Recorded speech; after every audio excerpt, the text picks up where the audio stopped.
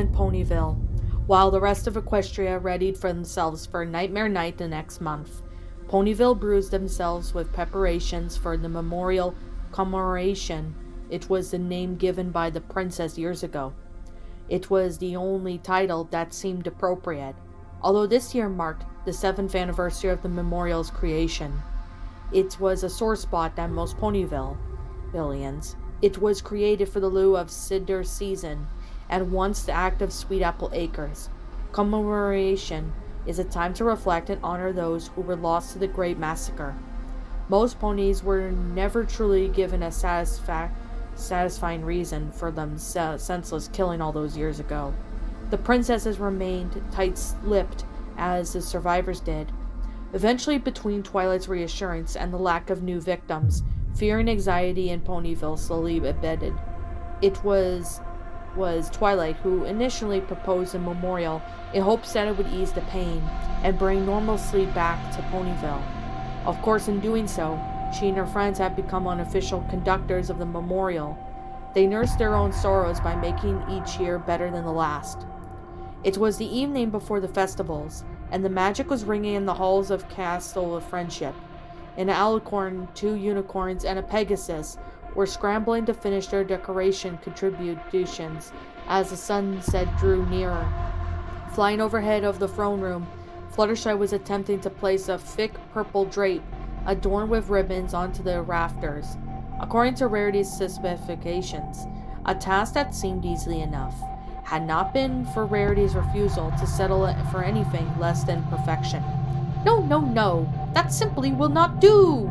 Rarity shrilly called to the pale yellow Pegasus.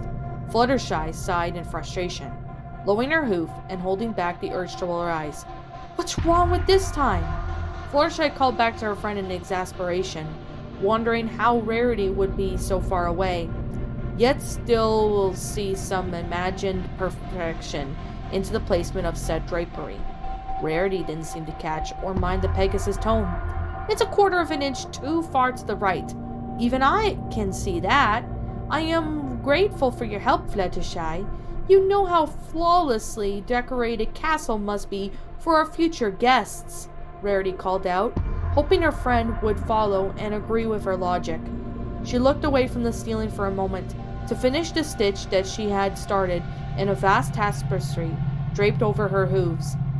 The tapestry was 20 feet in length and nearly took up the entire mapless table in the center of the room. Along with the complicated stitch work and bright and appealing colors, Babon's silhouette took center stage in peace. Her name was exasperatingly shown within it. And Fluttershy didn't seem to echo Rarity's logic. Rarity turned to Twilight to back her up her statement. "Wouldn't you agree, Twilight?" Twilight Sparkle, the princess of friendship, didn't seem to heed of growing tension between her friends, as bruised herself as a checklist. It was clearly nearly as long as Rarity's unfinished masterpiece. She glanced up from her scroll, tired eyes locking on the unicorn, before following her gaze to the drapery above. "It looks great, Rarity," Twilight muttered absent-mindedly, as the quill in her magic jolted down yet another unchecked task. "Just move it slightly to the left, Fluttershy, and you'd be good. We don't really have time to fuss over silly details like that," Starlight Glimmer firmly chided, and another mother like scolding misbehaving children. Starlight's horn was aglow, and she was busying herself with ice picks and a giant slab of ice. She had been sculpturing for the better part of it for an hour now, and she took a great pride in art, as she wanted to be able to create this far. The sculpture showcased each of the fallen, and Starlight only hesitated for a moment when she reached the smooth surface of ice, where the 14th pony would be. Starlight's heart pained and her stomach clenched. She swallowed a burp-like bile of knowing that it would do no good bringing up the objections of the 6th consecutive year. This memorial had become staple of the lives of Ponyvillians. Ponies understandably wanted by the 14th pony, remembered and honored, even if unbeknownst to them. She was the pony who had slaughtered the rest. Rarity bristled at Starlight's comment, dismissing her initial statement.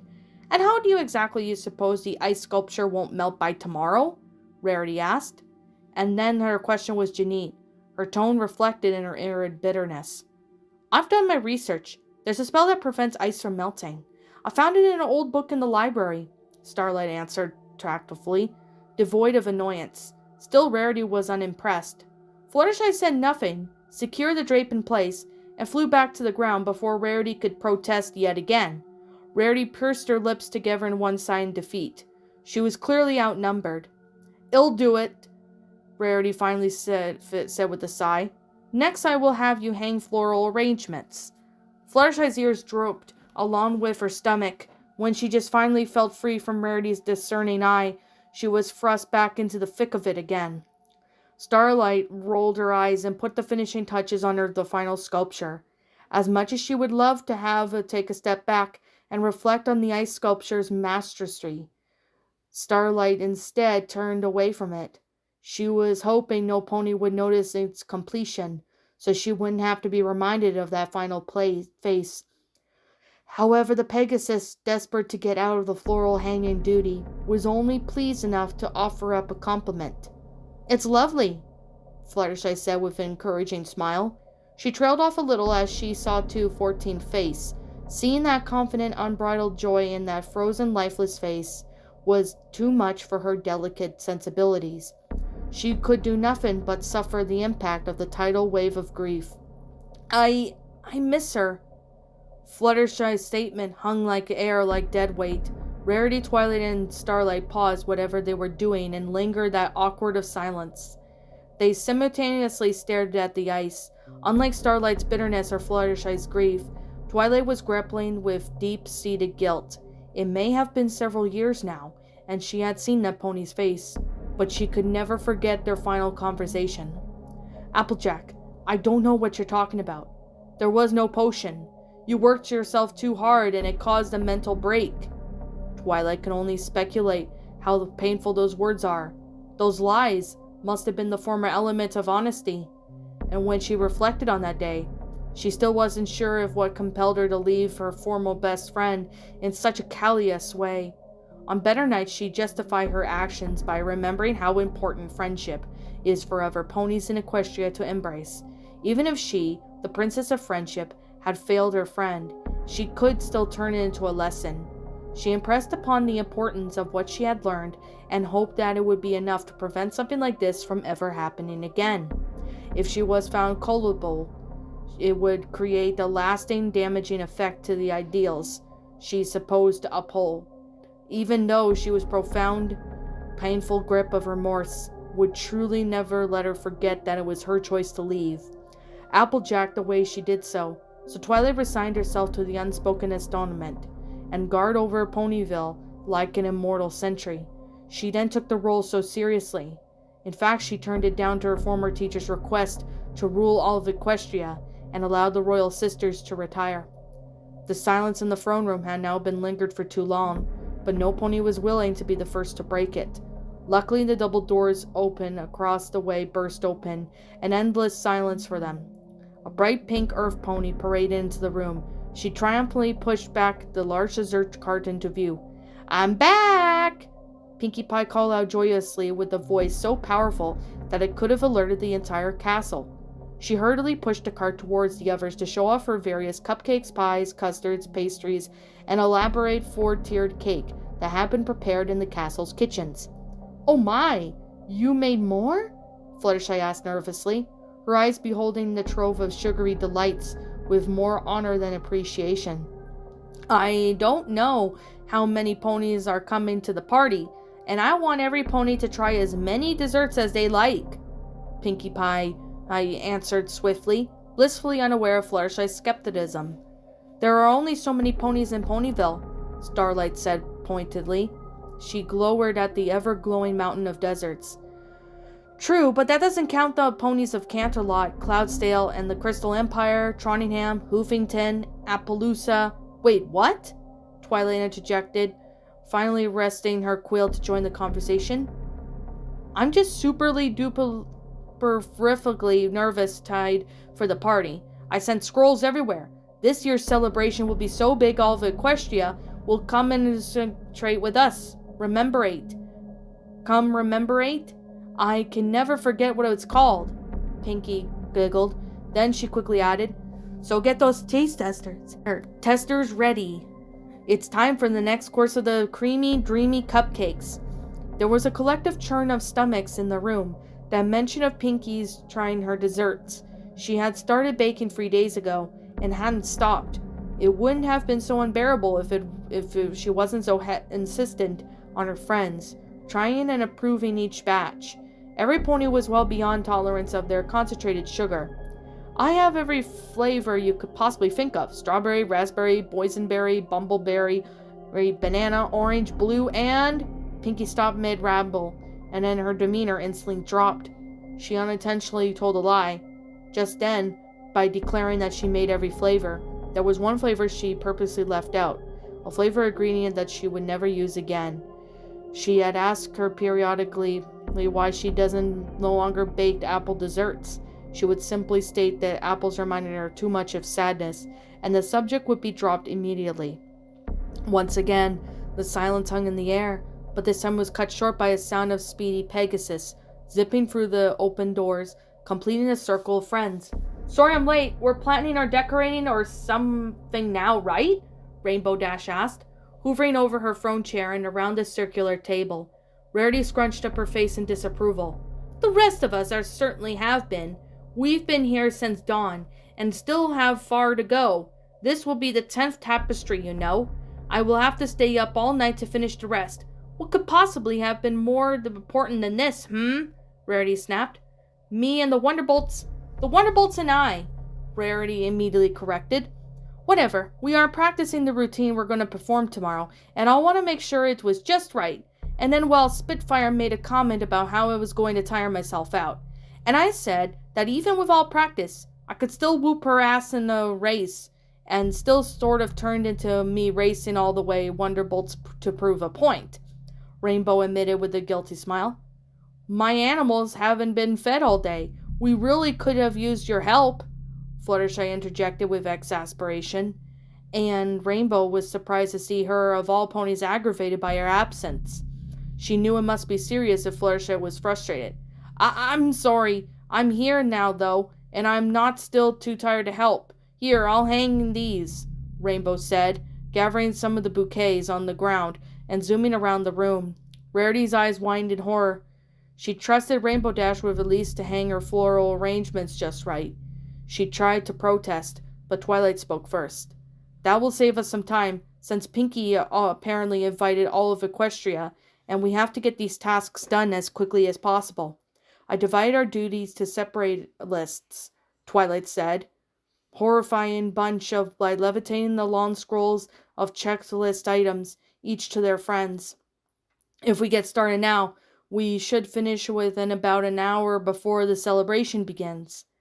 Sure wish a certain little assistant was around to help us, Rarity grumbled bitterly, while eyeing her task list. But I suppose one will have to leave the nest eventually and forge a path on their own.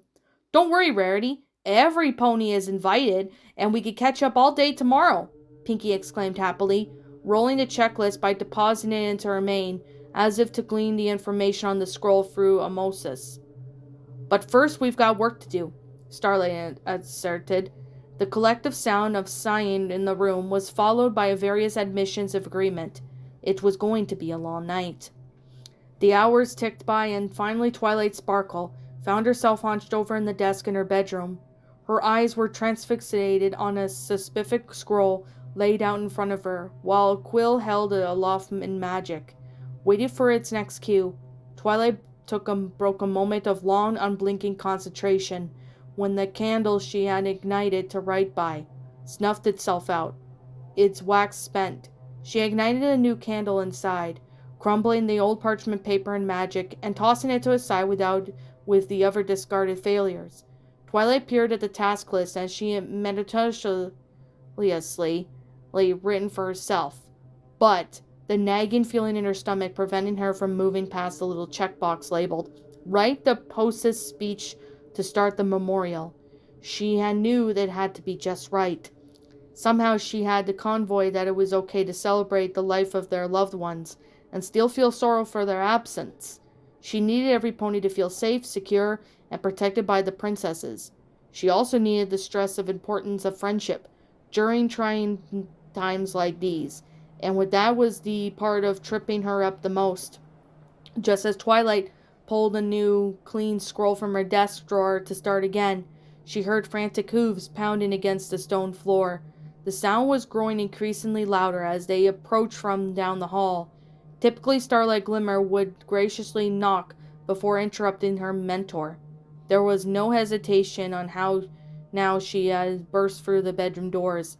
Twilight saw the terrified look on Starlight's face and whirled around to face her. Aside from the panic, the only thing Twilight noted out of place was a scroll held tightly into Starlight's magic hovering nearby. "Starlight, what's—" Starlight didn't answer, but she managed to get the scroll to the princesses so hastily almost coiled into her face. Twilight dodged the throw, taking the scroll from Starlight's magic into her own. Before scanning the semi-crumpled urgent message she read, the reality refused to sink in. Only a few key words and phrases stuck out in the alicorn's mind. Escaped, and a struggle, and a counterlock guards can't recall the past a few days. She was giving like a waking nightmare. In each word she pulled out deeper into the soul-shattering terror. Twilight reread the scroll once, then twice, in silent panic, while deserted Starlight waited on the bated breath for what to do next. When the princess didn't pull her darting eyes away or speak, Starlight finally interjected. "If it's been days," Starlight said in a hushed, frightened tone, "she could be in Ponyville by now." Twilight glanced up at Starlight with the pin-prick pupils.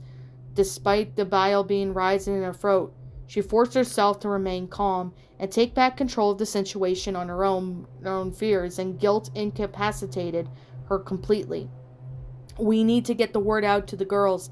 They're the only ones we know that Applejack is alive and—" Twilight stopped abruptly when she and Starlight both heard rustling coming from above. The sound was muffled, but both Mare's minds sprawled with possibilities. Was that a window opening? Was that hoof steps? What was being knocked over the hastel? Neither of them could be sure, but both feared the worst. "I'll check it out," Starlight said, vanishing before Twilight could respond. Twilight's heart was racing, and beads of sweat had formed on her brow. How could this be possible? How could Applejack escape?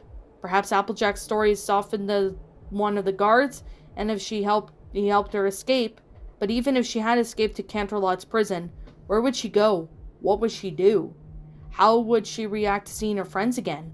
How would react to seeing Twilight again? Twilight's heart was fast and loud now, as she felt though as if they were trapped in a belly of great drum.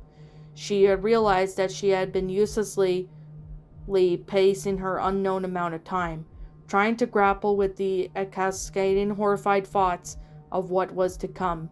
Blinking a few times, she forced her hooves into action, praying that she would devise some kind of plan to fix this egregious mistake.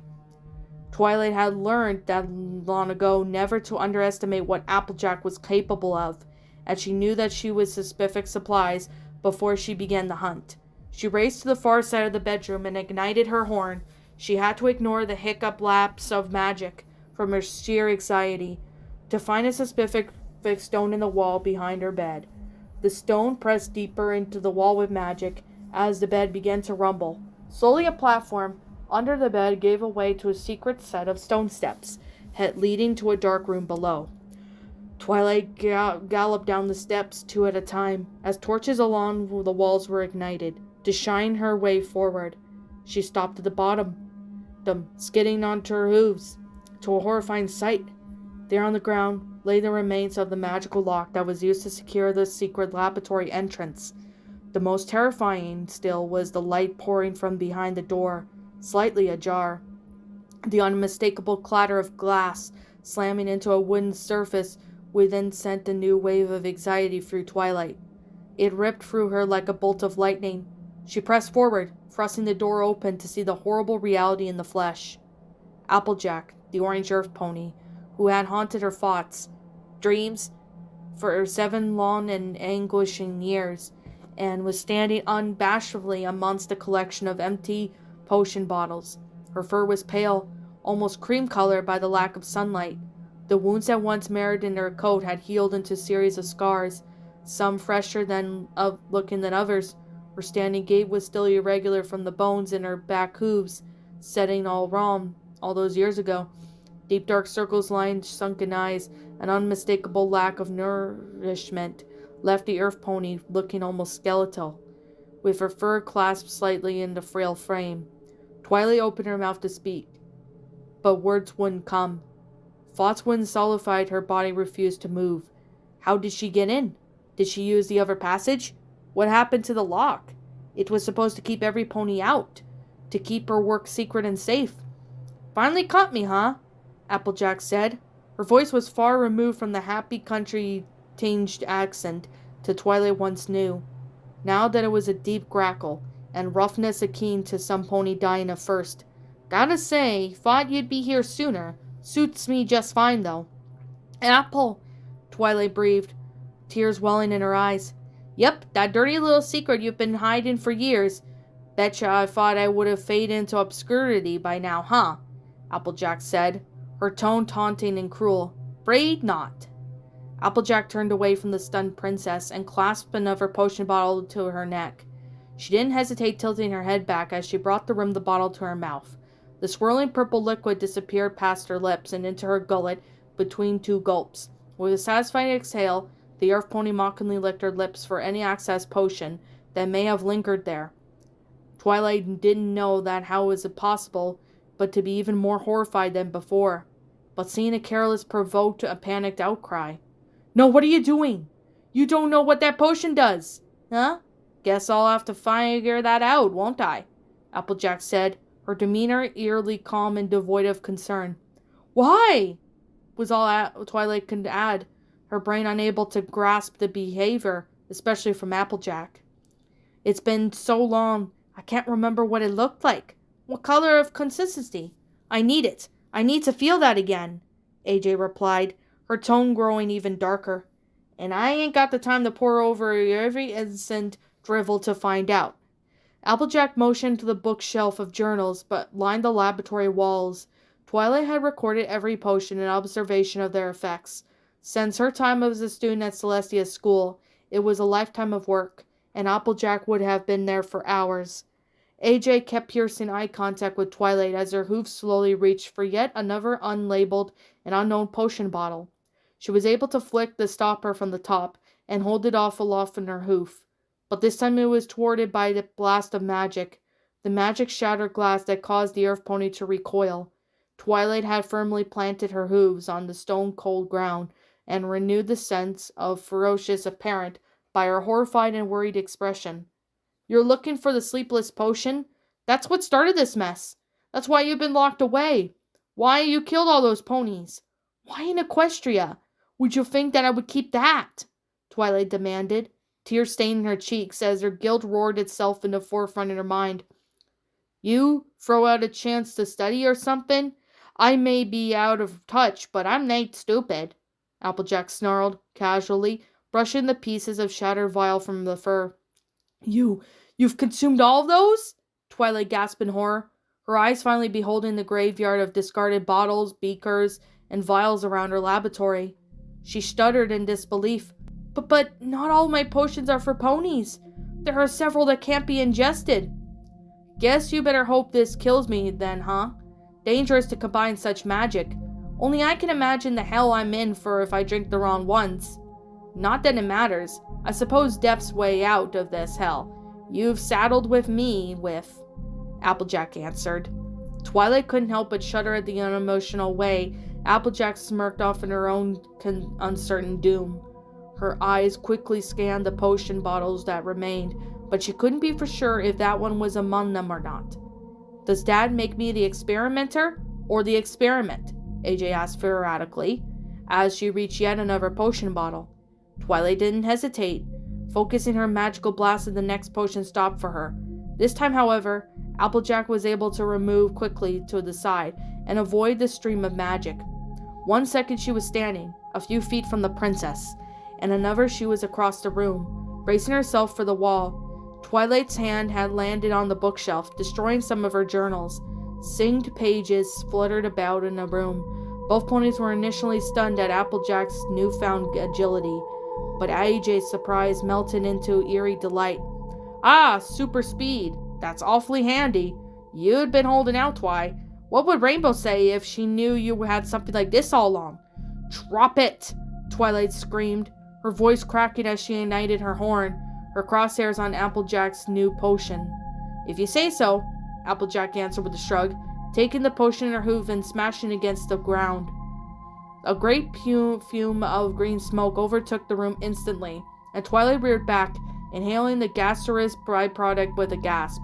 The immediately burning sensation of her nostrils started a wave of guttural coughing, so loud that she almost missed what Applejack said next. Heightened vision too, huh? Twilight fucking Sparkle. You've outdone yourself. Twilight gritted her teeth. She tried suppressing the burning in her throat. To find the earth pony through the haze, she ignited her horn, but the light was useless against the green thick fog that lingered. To the left, Twilight heard the sound of glass sliding into AJ's hoof. Despite the limited ability, it seemed as AJ was still going down with such potions as she could find. Twilight knew that she had to take action, and now was better to stop. Applejack then to try to salvage her work. So deeply cringed, Twilight blasted magic in that direction, wincing at the sound of her precious equipment exploding on impact. Applejack laughed in response, clearly unharmed. Her voice was now coming from the right side of the room. Twilight whirled around, desperate to try to stop her. It became very apparent that AJ was enjoying her new speed and sight, as her voice bounced from one side of the room to the other. What's wrong? Having trouble aiming? Why don't you go and shoot over there? Are you blind and dumb? Applejack continued on, unscathed and unceasing. Twilight was on autopilot now, striking every direction she could with a singular stream of magic.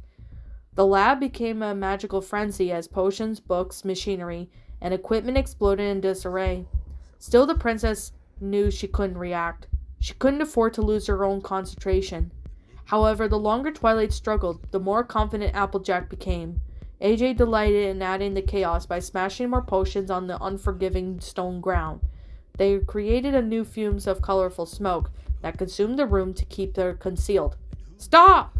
Twilight screamed out in a fit of coughing, collapsing onto the floor for hopes of some shredded of fresh air that lingered there. Her magic was only making things worse, and the swirling colors of the room were so thick it looked as if though she could grasp the very thin air in her hooves.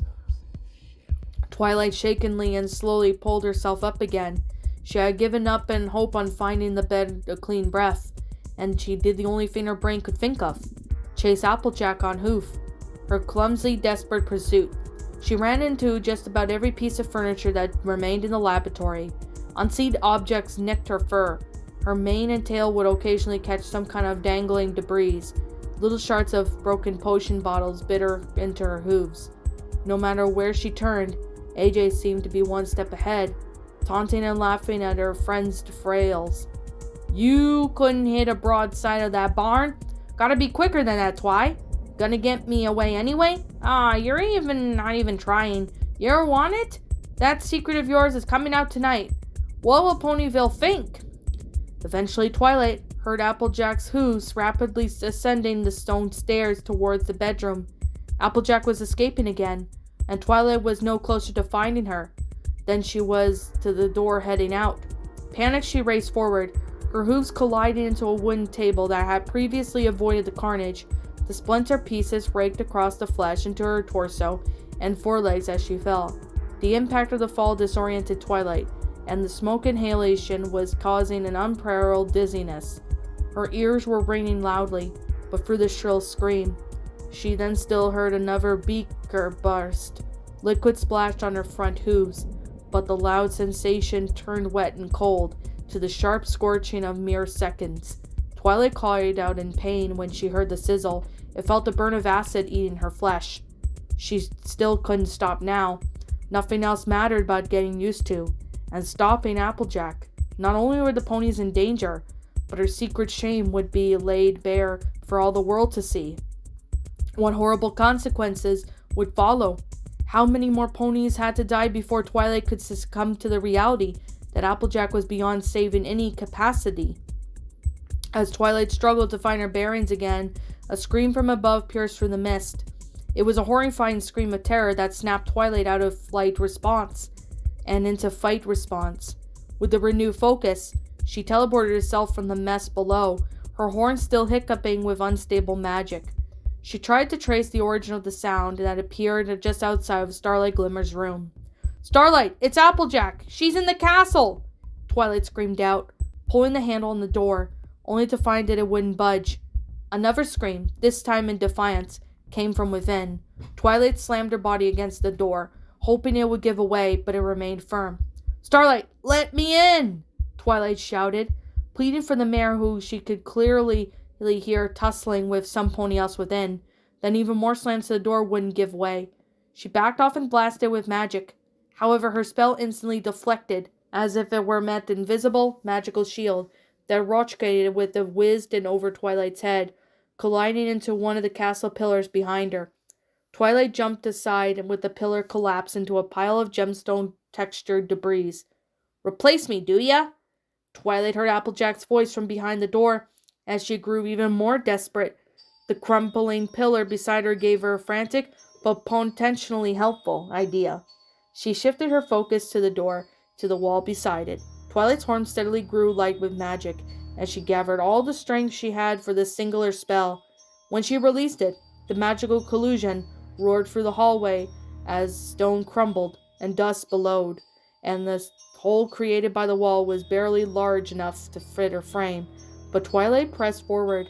She sucked in a deep breath and squeezed, contorted, and pushed herself through the wall. The dust hadn't settled, so Twilight had to squint through yet another haze to both find Applejack and Starlight Glimmer. It was then that Twilight's eyes fell on a gruesome sight. Starlight! The unicorn mare was lying on the opposite side of her room, near the ruins of what once were her belongings. As dust from explosion finally settled, with some destruction in the room that came into view. The bed was in pieces, feathers from the pillows were adrift in the air, mixed in with the dust and explosion. The armor was nearly unrecognizable. All that remained were sharp splinters of wood and strewn-out clothing.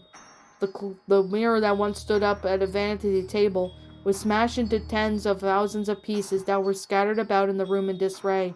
Clothing, tapestries, childhood memorabilia, eviscerated. Then there was Starlight herself, who was in a similar state of upheaval.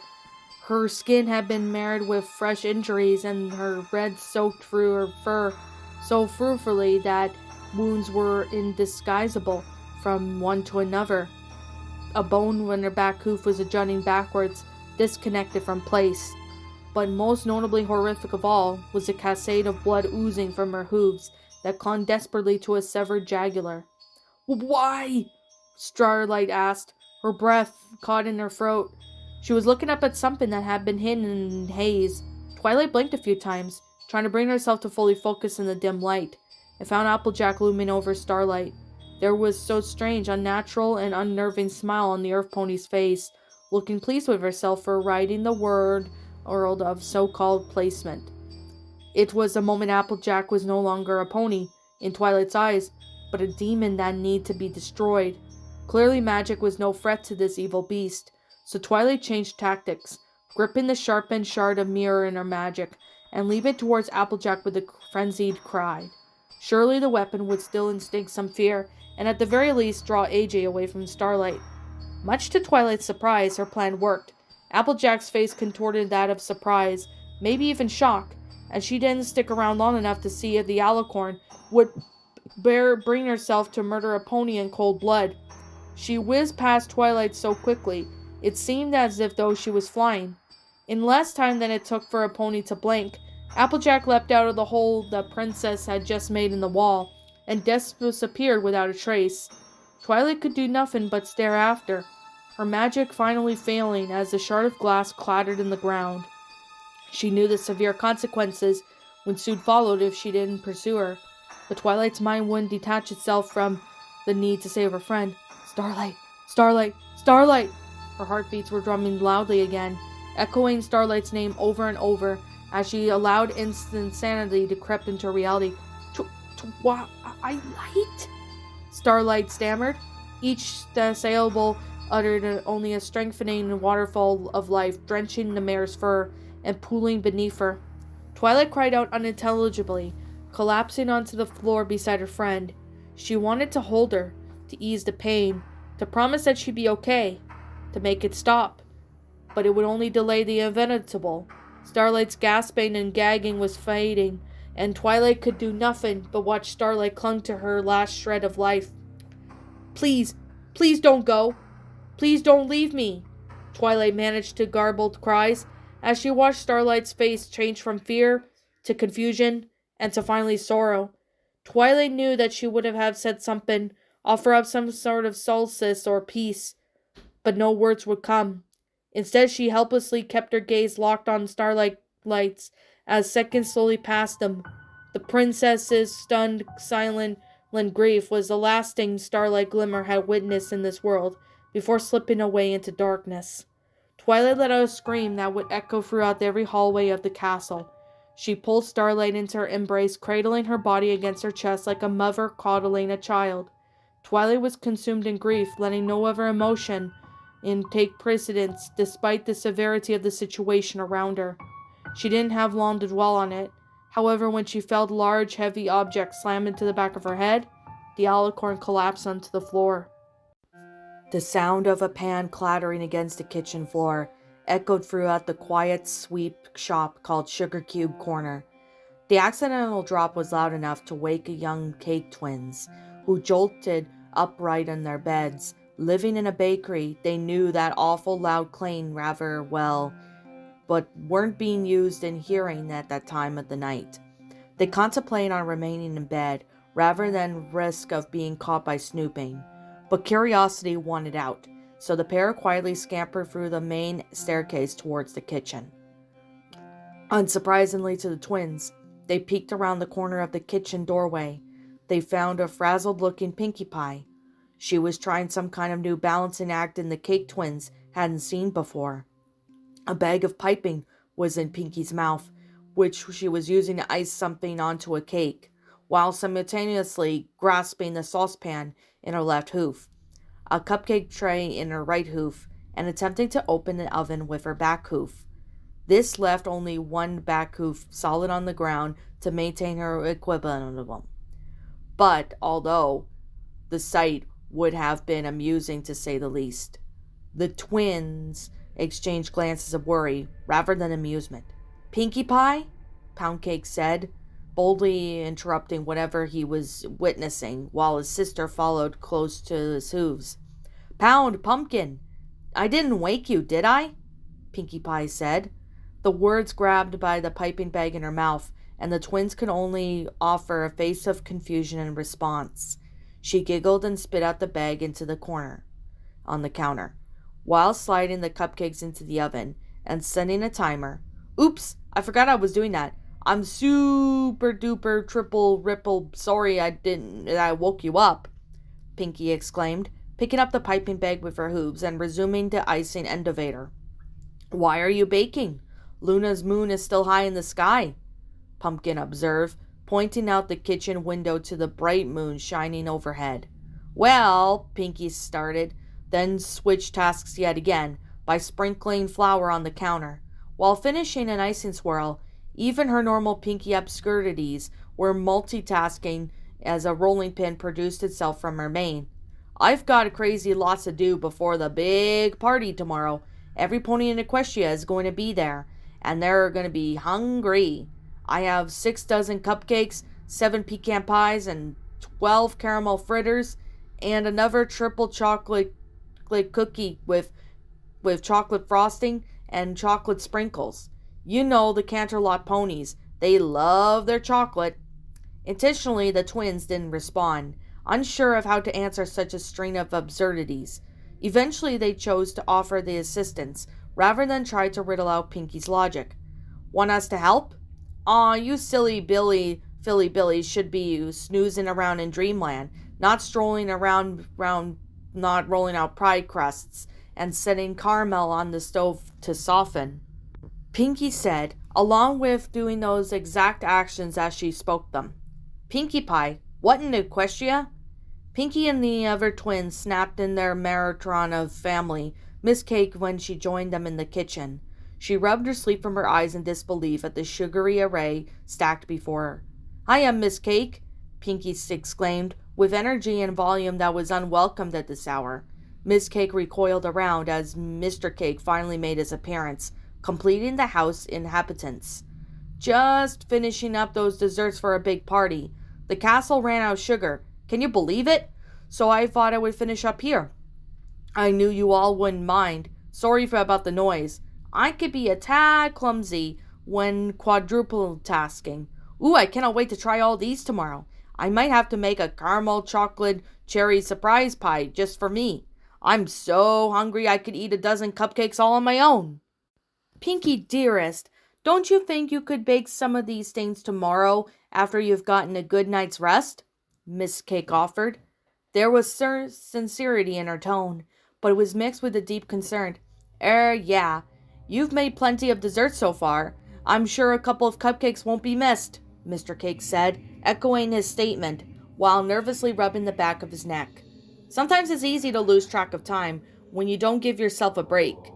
Pinkie laughed, and just loudly as ever, while she slammed the pie dough on the counter and started to flatten with the roller. "Don't you worry, Twilight's included sleepy time on that big list she gave me of things to do. As soon as I'm done with the baking, I'll get right on that list. And as it's off to Betty bye for this pink-pooped party prepping pony," Pinkie said dismissively, unable to pull away from her tasks, even for a moment just to make eye contact. "Maybe we should get your friends over to help you in the morning then," Miss Cake said. "We wouldn't want a pooped Pinkie party throwing Pinkie Pie, isn't that right, dear?" Miss Cake sharply elbowed Mr. Cake as she gently nudged the twins forward down the stairs. They looked back at Pinkie one final time, their brows furrowed in worry, before giving in to their mother's silent command. "Yes, your friends, and maybe your eccentric sister can stop by. She'll know what to help," Mr. Cake said, nervously, watching his family being descended the steps to their respective rooms. "Sounds absolutely positively perfect to me," Pinkie said, still not meeting his eye. "Well, good night, Pinkie Pie. I hope you get some rest," Mr. Cake remarked with a sigh, before he too climbed backwards towards the comfort of bed. Pinkie hadn't noticed if the Cake's behaviors and comments hadn't been anything outside the ordinary. She knew they worried when she worked too hard in the late at night, but this celebration was the most important party of the year, and she couldn't afford a single slip-up. Even if one pony left that party with a frown, and she had failed, it would have been a failure of Ponyville being able to heal. It would be a failure that it would reflect poorly on Twilight, and that would mean even more hardships for a friend, and she loved so dearly. But most importantly of all, it would be a failure to her every nature. Pinkie took those dark, looming thoughts and buried them underneath the sheer determination to keep moving forward. She had just started cutting the third pie crust from the flattened dough.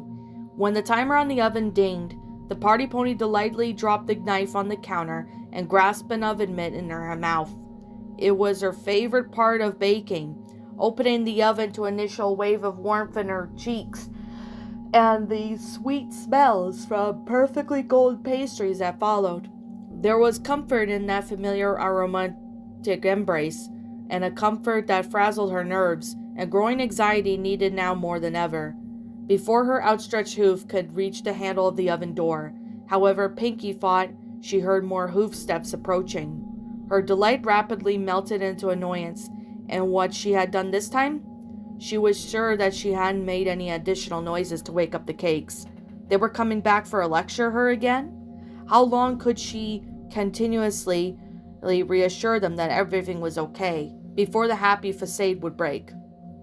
"I see nothing's changed around here." Pinkie froze for a moment. She could have sworn that was Applejack's voice coming from behind her. She giggled and shook her head. "Okay, maybe I do need some sleep. Now I'm hearing voices." Pinkie Pie thought absent-mindedly to herself, oven mitt still clasped tightly between her teeth. She focused on the task at hoof, and the oven door swung open with the ease.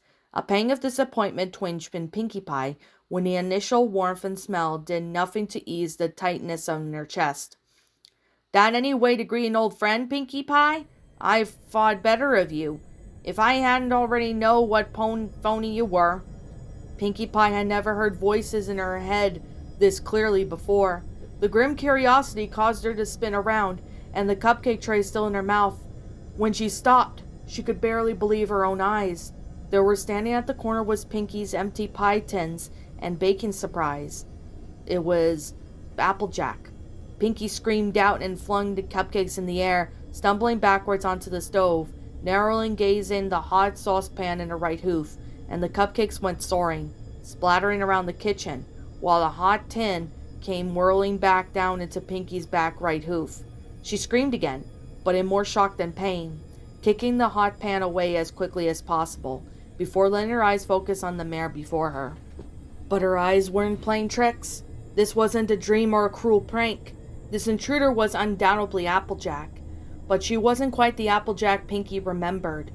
This Applejack looked haggard, looked like a sun-bleached, worn-out piece of leather. Her fur was matted and unkempt, along with her mane and tail, like a pony who hadn't had a proper bath in years. Pinkie couldn't see her eyes from underneath that old tattered hat, but she could see the hateful grimace, and what that startled her the most. Applejack wasn't exactly alone either, as she leaned against an old dirt-encrusted shovel, and she was wearing a belt varying of old gardening tools. Pinkie immediately recognized them as the very kind had once been used as Applejack's instruments of torture. "Applejack?" Pinkie said, her voice squeaking more than usual. "Applejack!" Pinkie flung herself forward, her hooves outstretched, like she was welcoming back a friend from an extended vacation. It was all Pinkie could do and think of, knowing that her brain would need time to catch up with itself, despite the innocence of the gesture. Applejack didn't give her the satisfaction. She didn't even want Pinkie believing in even for a moment that there was anything good left between them. She shoved Pinkie Pie away hard, and the pony fell against the sink, her head snapping back so forth and violently it gave her a headache. "No, you don't get to touch me like you give a damn," Applejack snarled. "But AJ," Pinkie trailed off. She had a million thoughts buzzing through her head, competing for a chance to form words. So many things left unsaid, so many questions, only made her head throb harder. But AJ me," Applejack snapped back, taking her hoof and setting one behind of an empty pie tins, before rocketing off to the counter. Pinkie jumped and gasped out when the tin hit the adjusting wall. A ringing soon took a hold in her ears, and she wouldn't relent. An unsettling feeling of dread was growing steadily in the back of her mind. Twilight made sense. She wanted to keep things up, perfect little image of hers. I wouldn't expect Ash to give a shit. And Fluttershy, I'll do whatever the hell rest of her tell her to do. Rarity's another story. But you, Pinkie, what's your grand excuse?" Applejack growled, violently flinging another pie tin across the room. "Excuse me?" Pinkie asked, her voice shaking as she helplessly covered her ears, and the increasing loud tremor of ringing. "For abandoning me," Applejack screamed, taking the shovel in her hooves and knocking every last item, ingredient, and pastry from the counter. Along with the disarray, a bag of flour collided into the kitchen window, mere inches from Pinkie Pie's head. She had to bite back the urge to sneeze when the contents billowed around her. No, I didn't, I swear. When Twilight told me the truth, I went there every day, Applejack. Every day! I wanted to see you, but they couldn't let me. I begged, I pleaded, I even tried to bribe them with cake. Twilight tried to drag me away. I wasn't about to give up, so she said that I could send you letters and packages. I was writing free, sometimes 4 letters a day, and I didn't stop until they all came back. They said you rejected them." Applejack's unforgiving and unrelenting gaze before looking deeper into Pinkie's. "And you believed them? Just like that? Some friend you are." AJ's words stung like 1,000 of bees, attacking Pinkie Pie's heart at once. She had often wondered if she was truly Applejack, who had sat back in her countless letters, all unopened and unread. Deep down in the pit of Pinkie's stomach, she always known it was a lie. I shouldn't have given up, Pinkie admitted, strands of the shame gripping around her like a heart in a vice. She hung her head, unable to bite back the tears. There was a brief, uncomfortable silence between them, while Pinkie succumbed to soft sobs. They were interrupted by the wind of whistle of Applejack's shovel whirling past Pinkie's head, to land mere inches away, stuck into the wall beside her. She jumped, gasping at the shovel. That could very well have impaled itself into her skull. Applejack, Pinkie stammered, unsure of how the conversation should have trailed so quickly that her former friend would want to harm her. I'm not really feeling very merciful tonight, Pinkie Pie. A lot's had changed since you knew me, and some things I just can't forgive, Applejack replied, the dark indignation erasing any doubt of a conviction in her words. Applejack abruptly jolted towards Pinkie Pie like a madmare, hooves outstretched for the party pony's neck. Pinkie didn't even give a chance to scream. She could only squeak in fear and duck out of AJ's way. She scrambled, crawling towards the stove while Applejack pried the shovel from the wall. Come here! Pinkie couldn't hear the orange mare's gallop, rapid heartbeats in sync with AJ's thunderous hooves. Pinkie Pie jumped from the floor and grabbed onto the only thing she could reach, the saucepan of caramel that had been melted on the burner. With an outcry of effort, she flung the pot and its contents in AJ's direction. AJ let out a scream of pain and anger, and the garbled sounds of her guttural shriek, mixing with the ringing in Pinkie's ears. The caramel contents spilled out onto the floor, as the saucepan clattered on the ground beside the pair of mares. At first, Pinkie couldn't believe any pony would take a red-hot pan to the face, and still remaining still without the grim realization. She remembered Twilight's mentioning aversion to pain as a side effect from what a cured sleeping potion. But they said that they cured you, Pinkie stammered, backing herself into a corner while the former farmer stalked even nearer. And there you go believing them again. Do I look cured to you? You knew that they were fucking lying. You knew that I never got any of those letters, but you still gave up. You gave up on me. Pinkie knew that if she didn't act fast, she would surely meet her gruesome end. She gathered what courage and stamina she had left and charged into the mare, slamming her head into AJ's chest and forcing her backwards until she hit the countertop. Pinkie didn't take the momentary victory for granted. She extended her hooves to gather as many pastries and cupcakes as she could, and she could reasonably hold from the carnage on the floor. They would be her arsenal of weaponry. Taking one muffin and hoof, she desperately flung it in Applejack's direction, following up without hesitation. With the remaining treats, one by one, Pinkie threw the chances of survival and escape would increase drastically if she chose to throw something heavier or sharper, but she couldn't fully comprehend those consequences. Objects like that could maim, dismember, or kill, not Applejack, but she couldn't do that to Applejack. She already failed her, and she couldn't keep failing her. The other mare didn't need to contemplate the severity of such situation, as Applejack unsheathed a spade from her tool belt and hurled it towards Pinkie Pie. Pinkie dodged again, only running on adrenaline now. She looked for a way out. She saw the back door and a few gallops within reach. But what about the cakes? If her baking woke them before, that was to stop them from hearing the potential massacre? She knew that she needed to get to the stairs and block Applejack from reaching them. Pinkie veered to the side, choosing to run around the kitchen, hoping to confuse Applejack. She made one mistake, though. Pinkie forgot the sticky caramel was now soaking into the wooden floorboards near the discarded saucepan. Although it wasn't enough to keep her stuck in place, it was plenty effective in tripping her, and Pinkie fell forward, grasping the kitchen curtains with a fruitless effort to soften her fall, and snapping them out of place. She collided hard with the unforgiving floor, brain rattling in her head.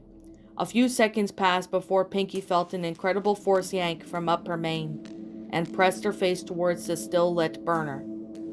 Pinkie gritted her teeth and pushed back against the hoof, and she was trying relentlessly to incinerate her.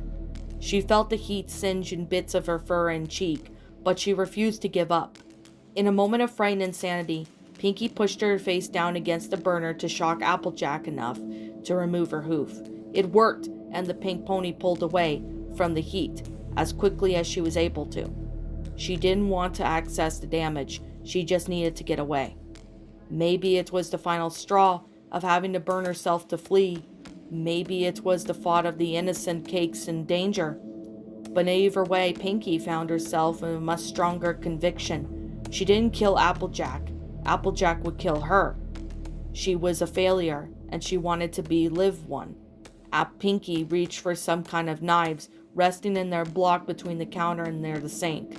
She screamed out, thrusting one time before the orange mare. She couldn't be so sure, but Applejack seemed to have moved faster than any pony ought to be able to. Not a single knife was successful within its endeavour. Even the more frightening was the sight of AJ picking up the discarded knives that she was calmly collecting like a deck of cards. Pinkie's hooves eventually found nothing but air, and she quickly glanced to the side to see the knives that had all been thrown. In desperation, she grabbed the block of wood that had been resting and threw it at Applejack while sprinting away from the kitchen. Pinkie's hooves beat against the ground fervently until she spied two of the every ponies she was trying to protect, Mr. and Mrs. Cake, had indeed come downstairs to the horrendous noise. But their timing was deadly. As Pinkie Pie retreated, Applejack had tried to luck her out on the knife throwing, but her aim was far superior to frighten the party ponies. Pinkie collided into the pair of Cakes, thwarting her own retreat. She fumbled roughly for the ground with her hooves. Screeching, buzzing, and drumming bees whistled through Pinkie's head as the headache exploded from the sudden impact. The angry noises mixed with ever-present ringing in her ears. It was so encompassing that it was deafened the world around her. Pinkie only knew that she was gasping for air because of the violent expansion and the contraction of her chest, and the burning in her lungs. Louder and louder the chaos grew, and not even the shaky hooves pressed the ears against her skull could stop its ascension. When Pinkie finally opened her eyes to look up, she saw Miss Cake's face. The odd expression struck her chord in Pinkie. It was unnerving. The pastry shop matron was pale, white-eyed, shaking. She was looking down, though not at Pinkie Pony and her hooves. Pinkie gazed and followed hers until it fell upon the blade protruding from her friend's chest. Pinkie opened her mouth to scream, but it wasn't sure if anything would come out. From where Pinkie Pie laid, it seemed as if Mrs. Cake was playing some macabre game of freeze tag. She didn't move, her chest didn't expand for breath, and her fixed expression didn't change. Then at all once Miss Cake crumpled to the ground. Pinkie didn't even see the blood until Mr. Cake frantically pried the blade from Miss Cake's chest, spraying Pinkie's face and his love's vice versa. Pinkie knew it in her gut now. Applejack had won. There was no escaping this gruesome end. Pinkie awkwardly scrambled backwards, wincing from droplets of blood in her eyes, clouding her vision. The sight before her was too much to bear, and she turned back towards the kitchen to face her down demise head on. Instead of minding her murderous mare, however, Pinkie met with the smiling face of what she could only describe as a demon. Its figure aglow, it took a few seconds for her to realize that glow wasn't just orderly sight, but the beginning of wisps of flames in cupboards on the counter. Fire had broken out in the kitchen, and Pinkie spied the fallen curtain resting and burning on top of the stovetop. This was her fault, abandoning AJ, leaving her loved ones in danger, starting the fire from the carelessness and all of it. Pinkie was ready to give up the fight and curled herself into an anguish, but just as she was about to squeeze her eyes shut to wait for her demise, Pinkie caught sight of the twins. Somewhere in the confusion they must have joined every pony downstairs, only to find their mother's lifeless corpse. Their cheeks were matted with tears as they tried uselessly to shake her back to life. Pinkie didn't know what strength she had left, but her hooves responded. She sprang up from the ground and screamed above the roar and blaze at Mr. Cake. "Get the twins and get out of here! Hurry!" It was odd of her to have words in her throat, but unable to hear them. The fire and the damage was causing and had taken the place the ringing and humming, but it was still too loud to be heard over. Pinkie grabbed Mr. Cake's hooves that were still clutched tightly to the body of his wife. He shrieked her away from him, angrily, but she kept trying to drag him up. Pinkie can only see the flames in her peripheral vision. They only were seconds from consuming them. It was all she realized that she could no longer see Applejack and assumed that had fled over the flames overtook the kitchen. It was a small mercy to be able to help her loved ones without a crazed mare simultaneously trying to kill them. As Pinkie struggled to get a response from Mr. Cake, she grew to realize that she couldn't waste any more time on a pony that didn't want to be saved. No, she had the twins to think about, and Pound was the closest, and her hooves wrapped around his waist, prying him from his mother. He thrashed wildly and beat his hooves against Pinkie Pie, even bet down hard on her foreleg. She couldn't afford to release him though, silently withstood with friends' resistance. Pinkie Pie and Pound were the closest to the back door, and the encroaching blaze had not taken over. She had bolted towards her freedom until shakily sweaty hooves were forced to fumble with the lock. Pound's thrashing away only made things more difficult, but Pinkie clasped him tighter to her chest. Finally the door handle moved, and a rush of fresh air entered the kitchen as the door swung open wildly. The gust of wind it created picked up the powder of flour scattered about the kitchen, and the flames immediately took hold. A resounding explosion followed after Pinkie's getaway, sending her and Pound Cake flying into the street behind the bakery. Pound had finally had leverage over Pinkie, kicking her away from him as she bolted free out of her grasp. Luckily, the foal was wise enough to run away from the fire, rather than attempt any futile effort to save those within it. Pinkie didn't have the strength or mental capacity to follow them after. All she could do now was lay in the street and stare. Sugar Cube Corner was completely alight, burning away all that she loved. Tears stunned the burn on her cheeks as she helplessly watched the fire's destructive glow. She had kept her eyes locked, transfixed on the orange mare, standing in the window of the bakery's kitchen. Applejack had not fled at all. She remained there to watch the fallout. The flames were licking the sides of her fur, but she did not burn. The unholy demon was immune. The sound of a very hungry bear's bowl colliding with the floor repeatedly was grating on Fluttershy's last nerve.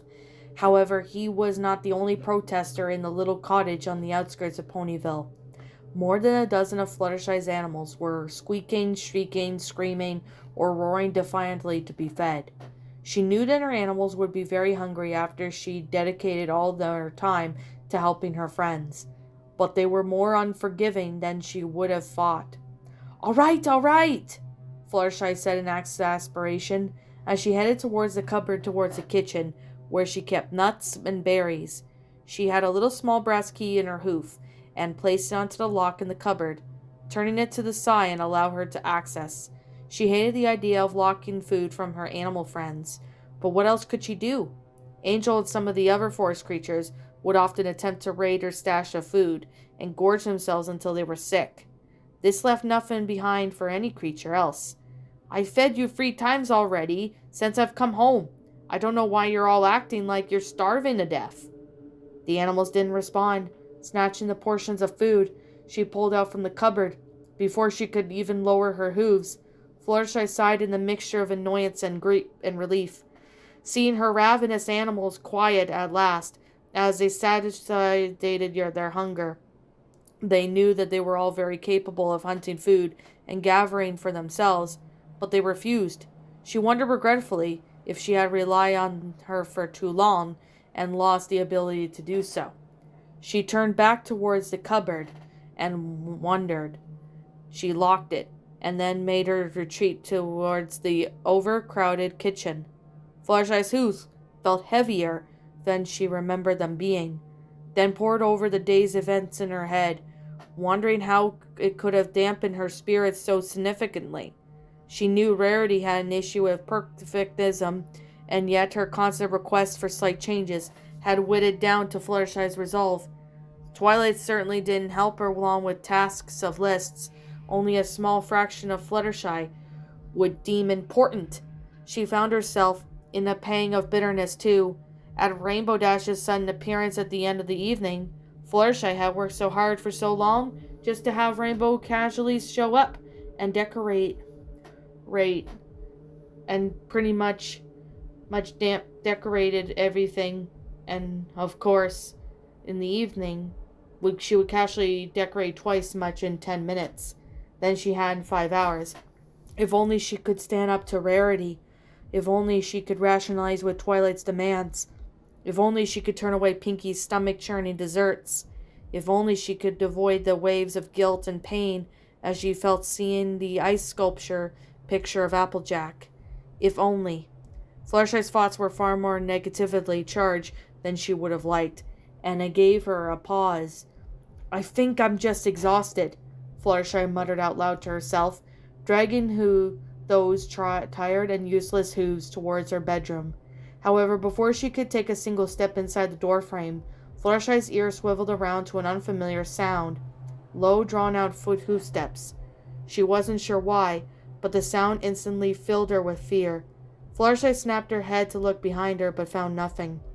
Fluttershy shook her head and pressed a forehoof into her temple as she massaged the skin to try and calm herself, but found little relief. She went to move again, and the footsteps returned, louder this time. She was sure that she hadn't made it up in her delusion, so Fluttershy briskly walked back down to the hallway towards their living room. "Hello?" she called out, hoping no pony would answer. "What you been doing them to animals, Fluttershy? I ain't seen them more frenzied than a pack of wild vermin." Fluttershy's fears roared into forehoof in her mind, and she became face to face with the only mare who she'd ever broken her spirit and faith in any pony kind. Though her face was obscured, the familiar orange hue, apple cutie mark, worn Stetson, and gathered blonde mane and tail that were unmistakable.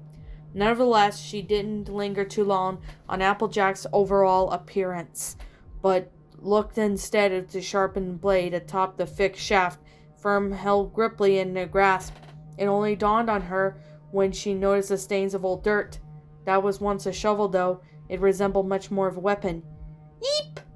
Fluttershy's wings flared as she soared to the ceiling of her living room to put as much distance between herself and Applejack as possible. "You never were nice to mince words, aren't ya?" Applejack added with a dry, coy chuckle. Where did you come from?" Fluttershy demanded, in a meek voice that wouldn't have imitated a flea. "That's not the right question for you to ask, Fluttershy," Applejack said, calmly wiping the end of the shovel with the handkerchief, like a chef cleaning a knife before carving into meat. "What? What you should be asking is, what am I going to do while I'm here?" Applejack added, tilting her head towards the ceiling, locking eyes with Fluttershy for the first time. Fluttershy's pupils shrank into horror when she saw the eerie, unholy red of glow of AJ's irises. They were prominent, a crimson emulsion, tinted with the rest of her face, making her smile even more terrified. "What happened to you?" Fluttershy screamed, pushing herself against the farthest corner on the ceiling, praying that AJ wouldn't make a move in her direction. "Oh, I've got all kinds of new tricks. Want to see?" Fluttershy didn't reply. She could tell by Applejack's initiation of whatever she could have her sworn or do would have been a terrifying sight. Instead, Fluttershy darted from the room to the kitchen. She knew better than to waste any time trying to appeal to some pony who was obviously gripped by a terrible dark magic. Fluttershy's first priority was the same one that she had in almost her life, saving the animals. She was almost surprised to find them all busily chomping at their feared dinner, despite the unwelcome visitor only a room away. Go, little friends! Get out of here!" Fluttershy screamed, gesturing her hooves wildly to checking over her shoulder for Applejack.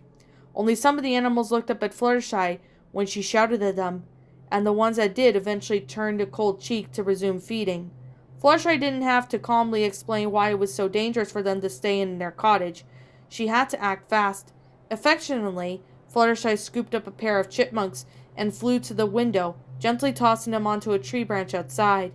They rolled into each other in confusion before getting up, and shaking their fists angrily.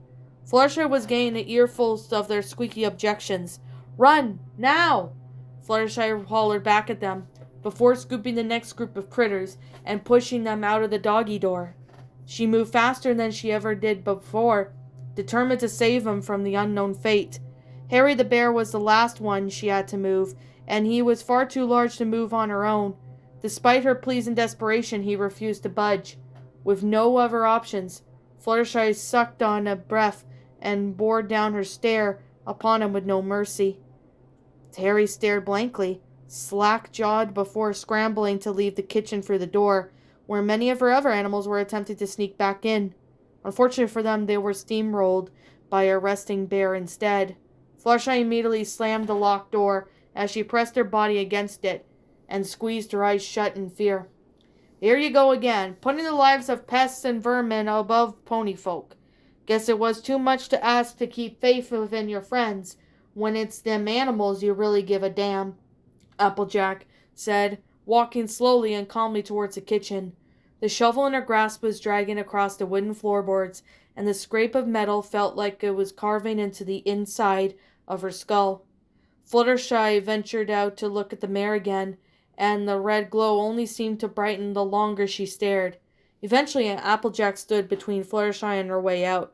The Pegasus knew that she was trapped, and she closed her eyes again, slowly vowing that she would never dare look into the third time in those deep, horrifying irises. Then again, you're Sway the one, but any other pony with an opinion, aren't ya? Don't even know what there was a single thought in that empty head of yours that is truly your own. You know who takes the orders, who does what they're told without question? Critters, that's all you are, huh? An oversized dumb critter. Fluttershy's eyes brimmed with tears. She had been called many horrible things over the years, but this one especially did hurt. Did the other ponies see her this way? How exactly was she different from just any other blindly loyal pet? Fluttershy's carrying through thoughts were interrupted when the animals on the other side of the door slammed themselves into defiantly. They were screaming, chirping, chittering, and demanding to be let back in. How was she going to convey that what was happening? What was there any danger?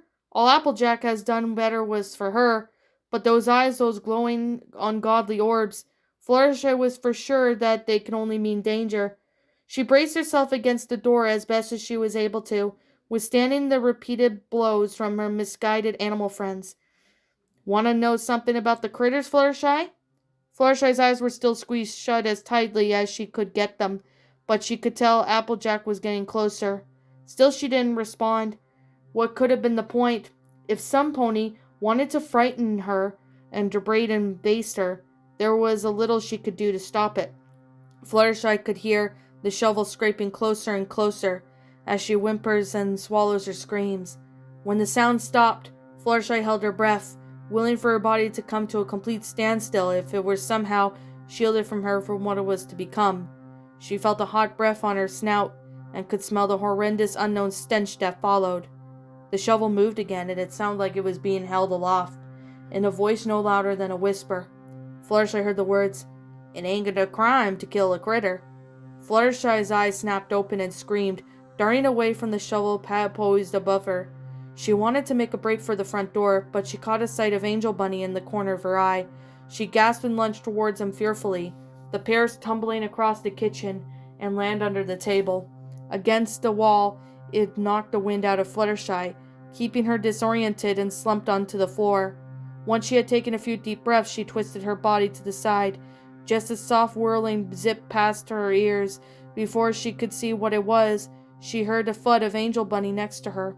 "No!" Fluttershy screamed, seeing that the weaponized shovel had effortlessly sliced through their beloved pet's flesh, spraying him out before her. She wanted to turn away immediately, puking violently on the floor amidst a cascade of tears. Her sobs were loud, but they didn't completely drown out the sound of Applejack simply and stealthily opening the door to the animals waiting outside. The sound of handle clicking and old hinges squeaking was enough to snap Fluttershy out of her grief. She sucked in a frightening gasp. Her animals! She had to save them, so she clambered her way out from under the table in a frenzy. Fluttershy was so convinced that Applejack was going on an animal killing spree, and that's what she actually saw. Momentarily stunned into place, AJ wasn't attacking the animals at all. Her hoof was gingerly cupped into Harry's ear as she whispered something Fluttershy couldn't catch from a distance away. Fluttershy didn't understand what she was seeing. Harry was calmly staring straight ahead with a glint of recognition and understanding in his eyes. Her breath caught in her throat when AJ's gaze moved on to lock onto hers. Even so, Applejack didn't stop whispering to Harry, but this wasn't logical. It just didn't make sense. Applejack couldn't speak to animals. Unless that glow, it is dark magic. Fluttershy's gaze detached from AJ's long enough to see Harry's new pair of glowing red eyes. Something deep inside Fluttershy was awoken to the second she saw this new unnerving and evil illuminated face. It was like an erupting volcano. Red-hot anger that had been kept dormant for too long finally unleashed. A few new dark whispers from Applejack. Was it all it took? Mere words and her animals could be swayed? Just like Fluttershy was when her friends told her to feel one way or another. They just succumbed. Pushovers. All of them. Useless, mindless animals with no real capacity of their own decisions or come to their own conclusions. Pieces were slowly falling into place. Applejack wasn't going to get her hooves dirty. She had something far darker in mind for the Pegasus for her demise. Fluttershy took one final look at Angel's mangled, soulless body and let out a guttural scream that have taken the shake in the cottage's foundation with its magnitude. Harry roared and defiantly back at Fluttershy as the pair ran towards each other. Fluttershy's mind was in frenzy. No clear thought she could penetrate the anger radiating from the tips of her wings to the base of her hooves. She had always been grossly underestimated when it comes to speed, agility, and strength. She used that to her advantage now as she zipped around Harry, landing blows to his torso and his head, and swung wildly at hers. His claws were bared. He was able to get a good swipe at Fluttershy's left flank in struggle. She screamed out in pain, glancing to the damage, only to find a dark representation of how she felt. He sliced into her cutie mark, marring it with blood, and soon soaked through. Invisible from the spreading crimson, animals don't have cutie marks anyway. Animals kill other animals with all the time. Survival of fitness, eh, Fluttershy? Applejack called out from somewhere within the cottage, showing up with a friendlish laughter. Other animals started to enter the fray, their glowing red eyes and unforgiving as they bore down at the mare that they once viewed as a saint and a mother. The final pang in Fluttershy's heart echoed through her chest, and the sight of her animals turning on her, and they did. But they weren't their animals anymore. Applejack had seen that. Fluttershy couldn't comprehend how she had the capacity to meet each other their bowls through one of her own. For her thoughts, her feeding, her pain, all pushed out of their mind willing to live. Even though the screeching of birds, screams from the critters, and roars from Harry, Fluttershy could hear Applejack's whispers. The more and more of her friends were turning on her, intent on the kill. Fluttershy kicked and swatted at the small creatures away from her as she focused on Harry. His attacks were far more violent. After all, Applejack's laughter grew more thunderous and reverberant, which animal Fluttershy had to fight away. Finally, Fluttershy wrapped her hooves around Harry's neck and pulled hard. A sickening snap was jarring enough for the other attacking animals to silence themselves temporarily. Harry made a soft grunt, like the last gust of air leaving his lungs, and he collapsed hard onto the ground. Reality was slow to set in, creeping up inside Fluttershy with a swift heartbeat. She had done the unthinkable. The remaining animals looked upon her with the same fear she had shown Applejack minutes earlier. Fluttershy saw a reflected glow in their eyes and the tiny glimmer of their old selves. Stuck in shock, it was Applejack's voice coming from behind her that finally broke the silence. It was not to Fluttershy that she spoke, but to the animals she had corrupted. Finish her! The words, sickly, sweet, sinister, erased any hope Fluttershy had to leave the cottage without more death by her hooves. She gave into her outpouring rage, induced by a heartache, as the sweet cottage on the hill turned into a house of horrors. Luna's moon shone directly overhead as a strong autumn wind beat mercilessly against the Carousel boutique. The gusts were more powerful and eventually worked their way through the small cracks between a window and the sill. Rarity had jumped and gasped out in surprise, when the pain gave way and opened to a roaring of wind outside.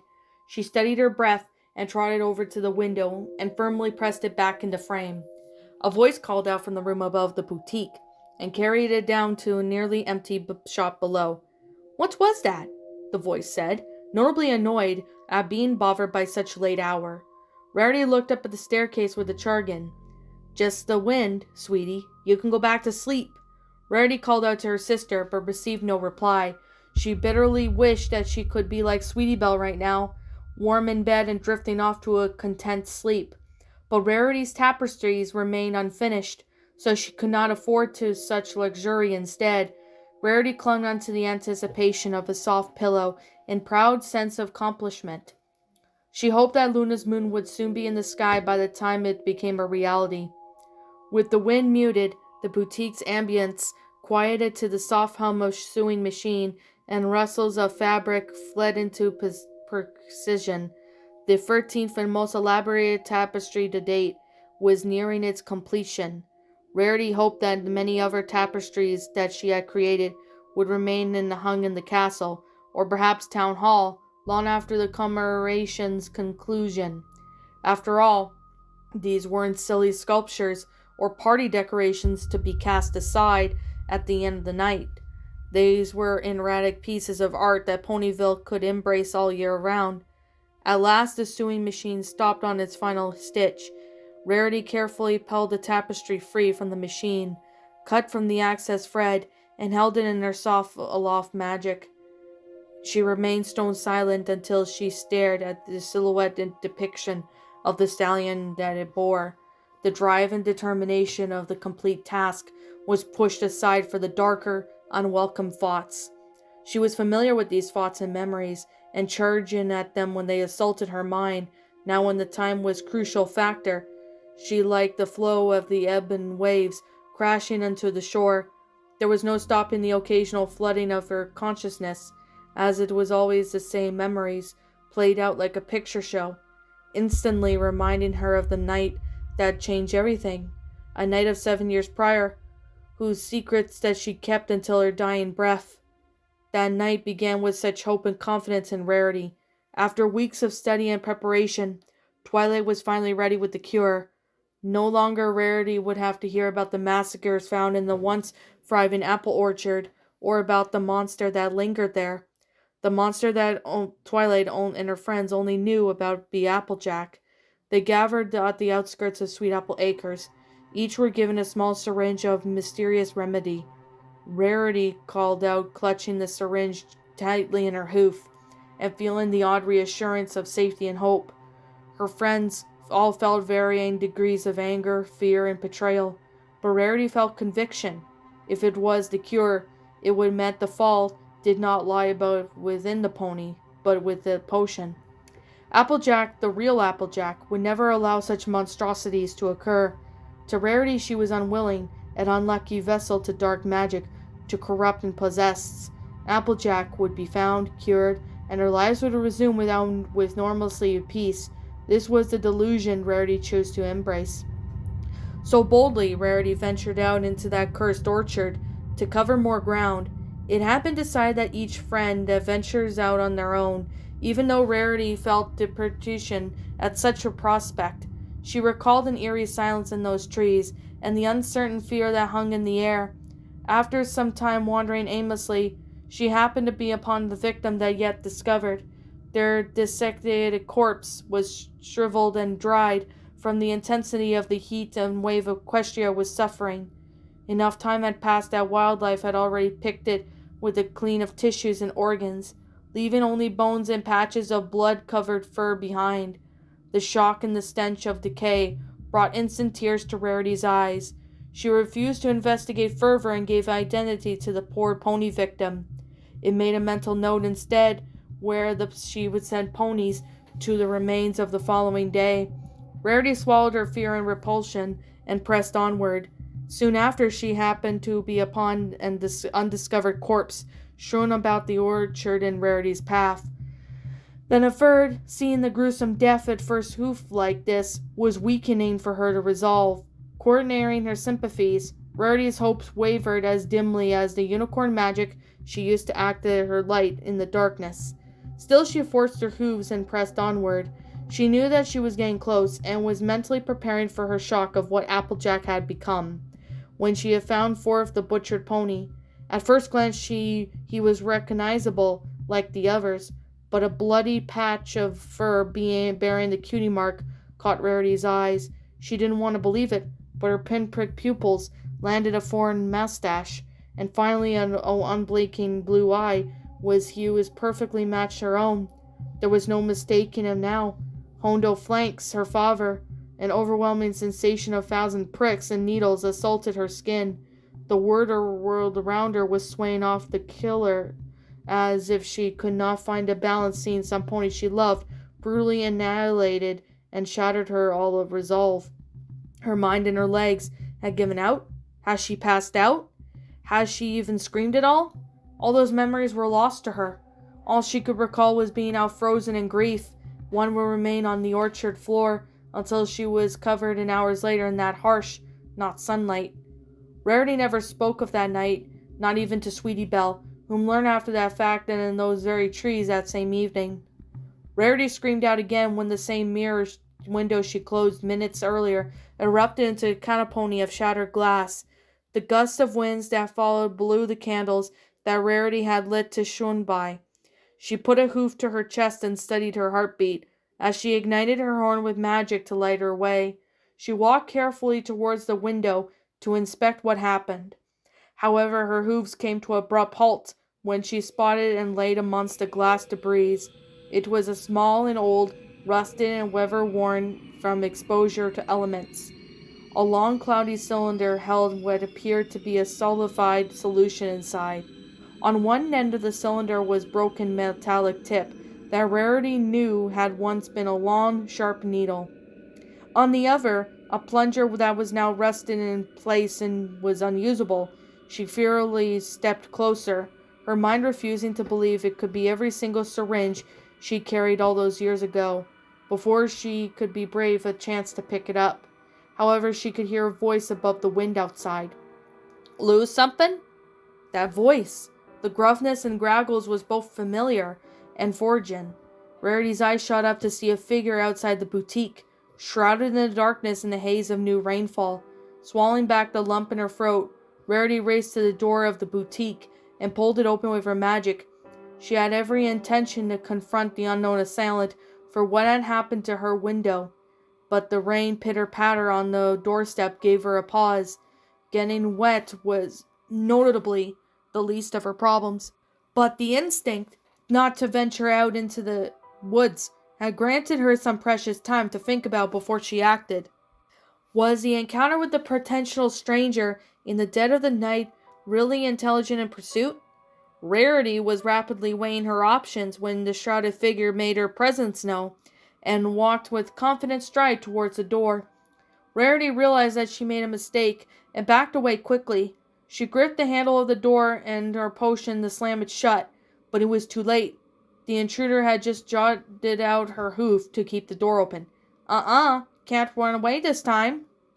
Rarity and the intruder were only a few feet from one another, but the aggressor's identity remained a mystery. The only light source at Rarity's disposal was her unicorn magic, but it was meager blue tint, did not offer many helpful cues for distinction. Rain had flattened whatever style her mane and tail had been in before the storm, so all Rarity could make out was strange, sopping, wet, pony-shaped creature, inching ever closer towards her. A small inkling started to build in the back of her mind when she heard that deep, raspy drawl.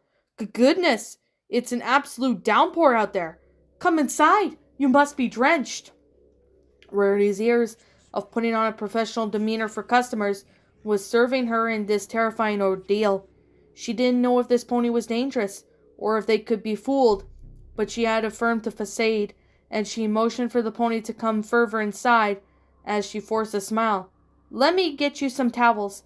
Perhaps something soothing to drink?" she asked, looking for any excuse to distance herself from this creature. "Why did you let me do that, Rares?" Rarity's breath caught in her throat, and her hooves frozen in place. The only pony that ever called her Rares, and the only pony that possibly couldn't be, and yet... Applejack? Rarity dared to ask. Brighten her horns glowed and make details before her. An object barely passing for the term hat was practically in shreds and laid limp, wet atop the pony's matted mess and mane. The eyes of this pony were sunken into her skull, listless and almost devoid of color. Her skin sagged into places around her eyes that made her appear far older than she was. It didn't help that the fur itself was paler than the warm orange hue she remembered. Like Applejack had been sun-bleached. Rarity glanced away from her to take the rest of Applejack's wrinkled, matted fur into her hooves. She noted that Applejack's frame was bulkier in places than she remembered, as if the elapses time apart she had been spending honing the strength that has present in Applejack from the beginning. When she let the terrifying realities finally settle, she returned her eyes to AJ to find the piercing gaze that was firm and bore into her Rarity. "I'm waiting," Applejack said, her voice softer now, a whisper, but still stern and unforgiving. "Let you do what? I don't understand," Rarity admitted, her facade breaking down faster than she would have hoped. "That night you and I both know what you saw," Applejack said, taking a step closer to Rarity. Rarity stumbled back a few paces. Her heart was pounding so violently that she could feel it in her temples. "Applejack, I couldn't... Rarity scrambled for words. She indeed knew that what Applejack was talking about. She had denied the thought of that in reality. For so long she convinced herself that it wasn't true. "I don't know what I saw," she lied, her voice growing in hysteria. "I saw my father. That's what I saw." Applejack cocked her head to the side of confusion, like she wasn't expecting that response. She moved again and pushed not past confused and frightened Rarity to stand at her work station instead. Applejack had reached out, within her hoof towards the tapestry, waiting there, and the stroked fabric depiction of Hondo flanks. "So what? You gave up on saving me then?" Applejack said, her voice even softer low than a pang of sorrow. "No, I had every intention. I was so scared, Applejack. I didn't know if you caught my gaze or not.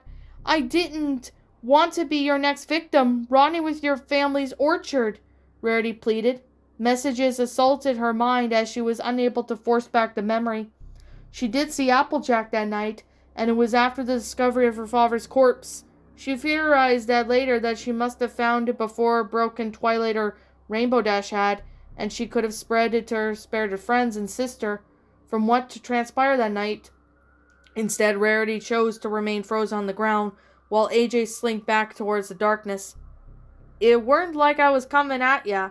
If I hadn't seen ya, you could have snuck up behind me with that." Applejack motioned for the broken glass and the old syringe beneath the windowsill. Rain was pouring down from outside, and a clap of thunder was roared into the dimly lit room. Rarity was at a loss for words. She had every thought time and time again, and only now it was made by a real pony she had failed to cure. "Did you see what happened to Dash, Twy? What about them young'uns? Scootaloo? Did you see how it affected your sister?" Applejack asked. Rarity knew she was dancing around in the gut punch. She knew what was coming. Applejack stared down at Rarity. If she was waiting for Rarity to mention the name of the final pony present in the horrible scene. When Rarity didn't respond, Applejack's demeanor instantly changed. She took the tapestry in her bare hooves and tore the fabric, ripping into it, easily tearing a piece of parchment. "No, Applejack, please!" Rarity pleaded, frantic this time, and reaching out for her ruined tapestry. "What happened, Rares? What happened? Because you didn't cure me sooner. Tell me. I want to hear you say it!" Applejack screamed, but Rarity descended sorrow and mist to rage. Applejack tore into the tapestry again, but Rarity lowered her hoof and raised in protest. Guilt had encompassed her, and she no longer had the will to stop AJ from destruction. Rarity took a couple steps back with her ears flat against the head. Eventually she turned away completely, refusing to watch Applejack make tatters of her father's likeness. "Oh, I see. You're still lying to yourself, aren't you? You're still thinking you're innocent?" "No, I'm not innocent. I know what I didn't do, and what I could have done," Rarity snapped, bitter defeat in her tone. She suppressed this shame for years, but knew eventually she would have to confront it.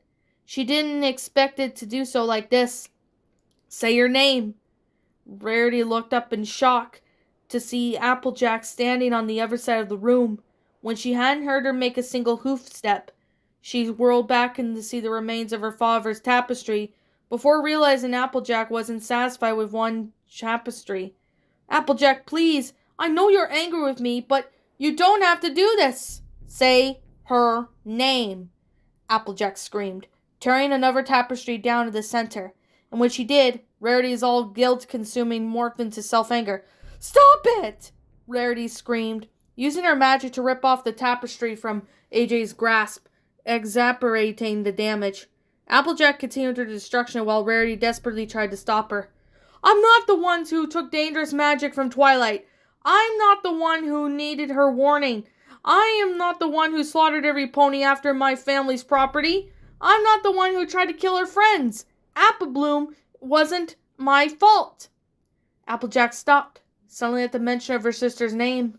After a long pause, she looked up at Rarity when she tired, soulless eyes. "There now, was that so hard?" Applejack asked listlessly. The gathered tapestries in Applejack's hooves were then unceremoniously dropped. When she walked away from the remains, Rarity seized the opportunity and raced to protect them from further harm. She fought back the urge to sob and gathered weeks of ruined work into her hooves. Silent tears fell into the shreds, but they weren't shed for loss of art. No, these tears were for returning guilt, unearthed and unyielding. "Rarity?" Rarity's head snapped up for a second as Sweetie Belle spoke. Sweetie Belle was standing at the base of the staircase, looking from one side of the room to another, taking the sight before her. When her eyes fell on Applejack, she screamed in unadulterated fear and sprinted back up the steps. Something dark and evil started growing within Applejack's sinister expression. Rarity didn't know what it meant, but she knew to be afraid.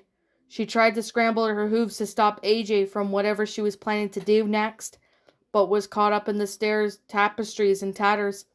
"Applejack, this is between you and me. You leave Sweetie Belle out of this. I'm guilty, all right? This is my fault. Just leave her alone," Rarity screamed, her voice cracking as she ignited her horn with magic. She levitated anything within magical reach to hover around her to make the shape-shift weapons, hoping it would be enough to intimidate Applejack. Sewing scissors, pins, bolts, and fabric, needles, and even sewing machines itself hovered around the frightened unicorn as she kept fighting to be freed from the mess of her ruined art. "You'll never understand my pain," Applejack said coldly, her icy gaze fall upon the scrambling unicorn without a hint of concern. "I lost my sister, so maybe you wouldn't understand till you lose yours."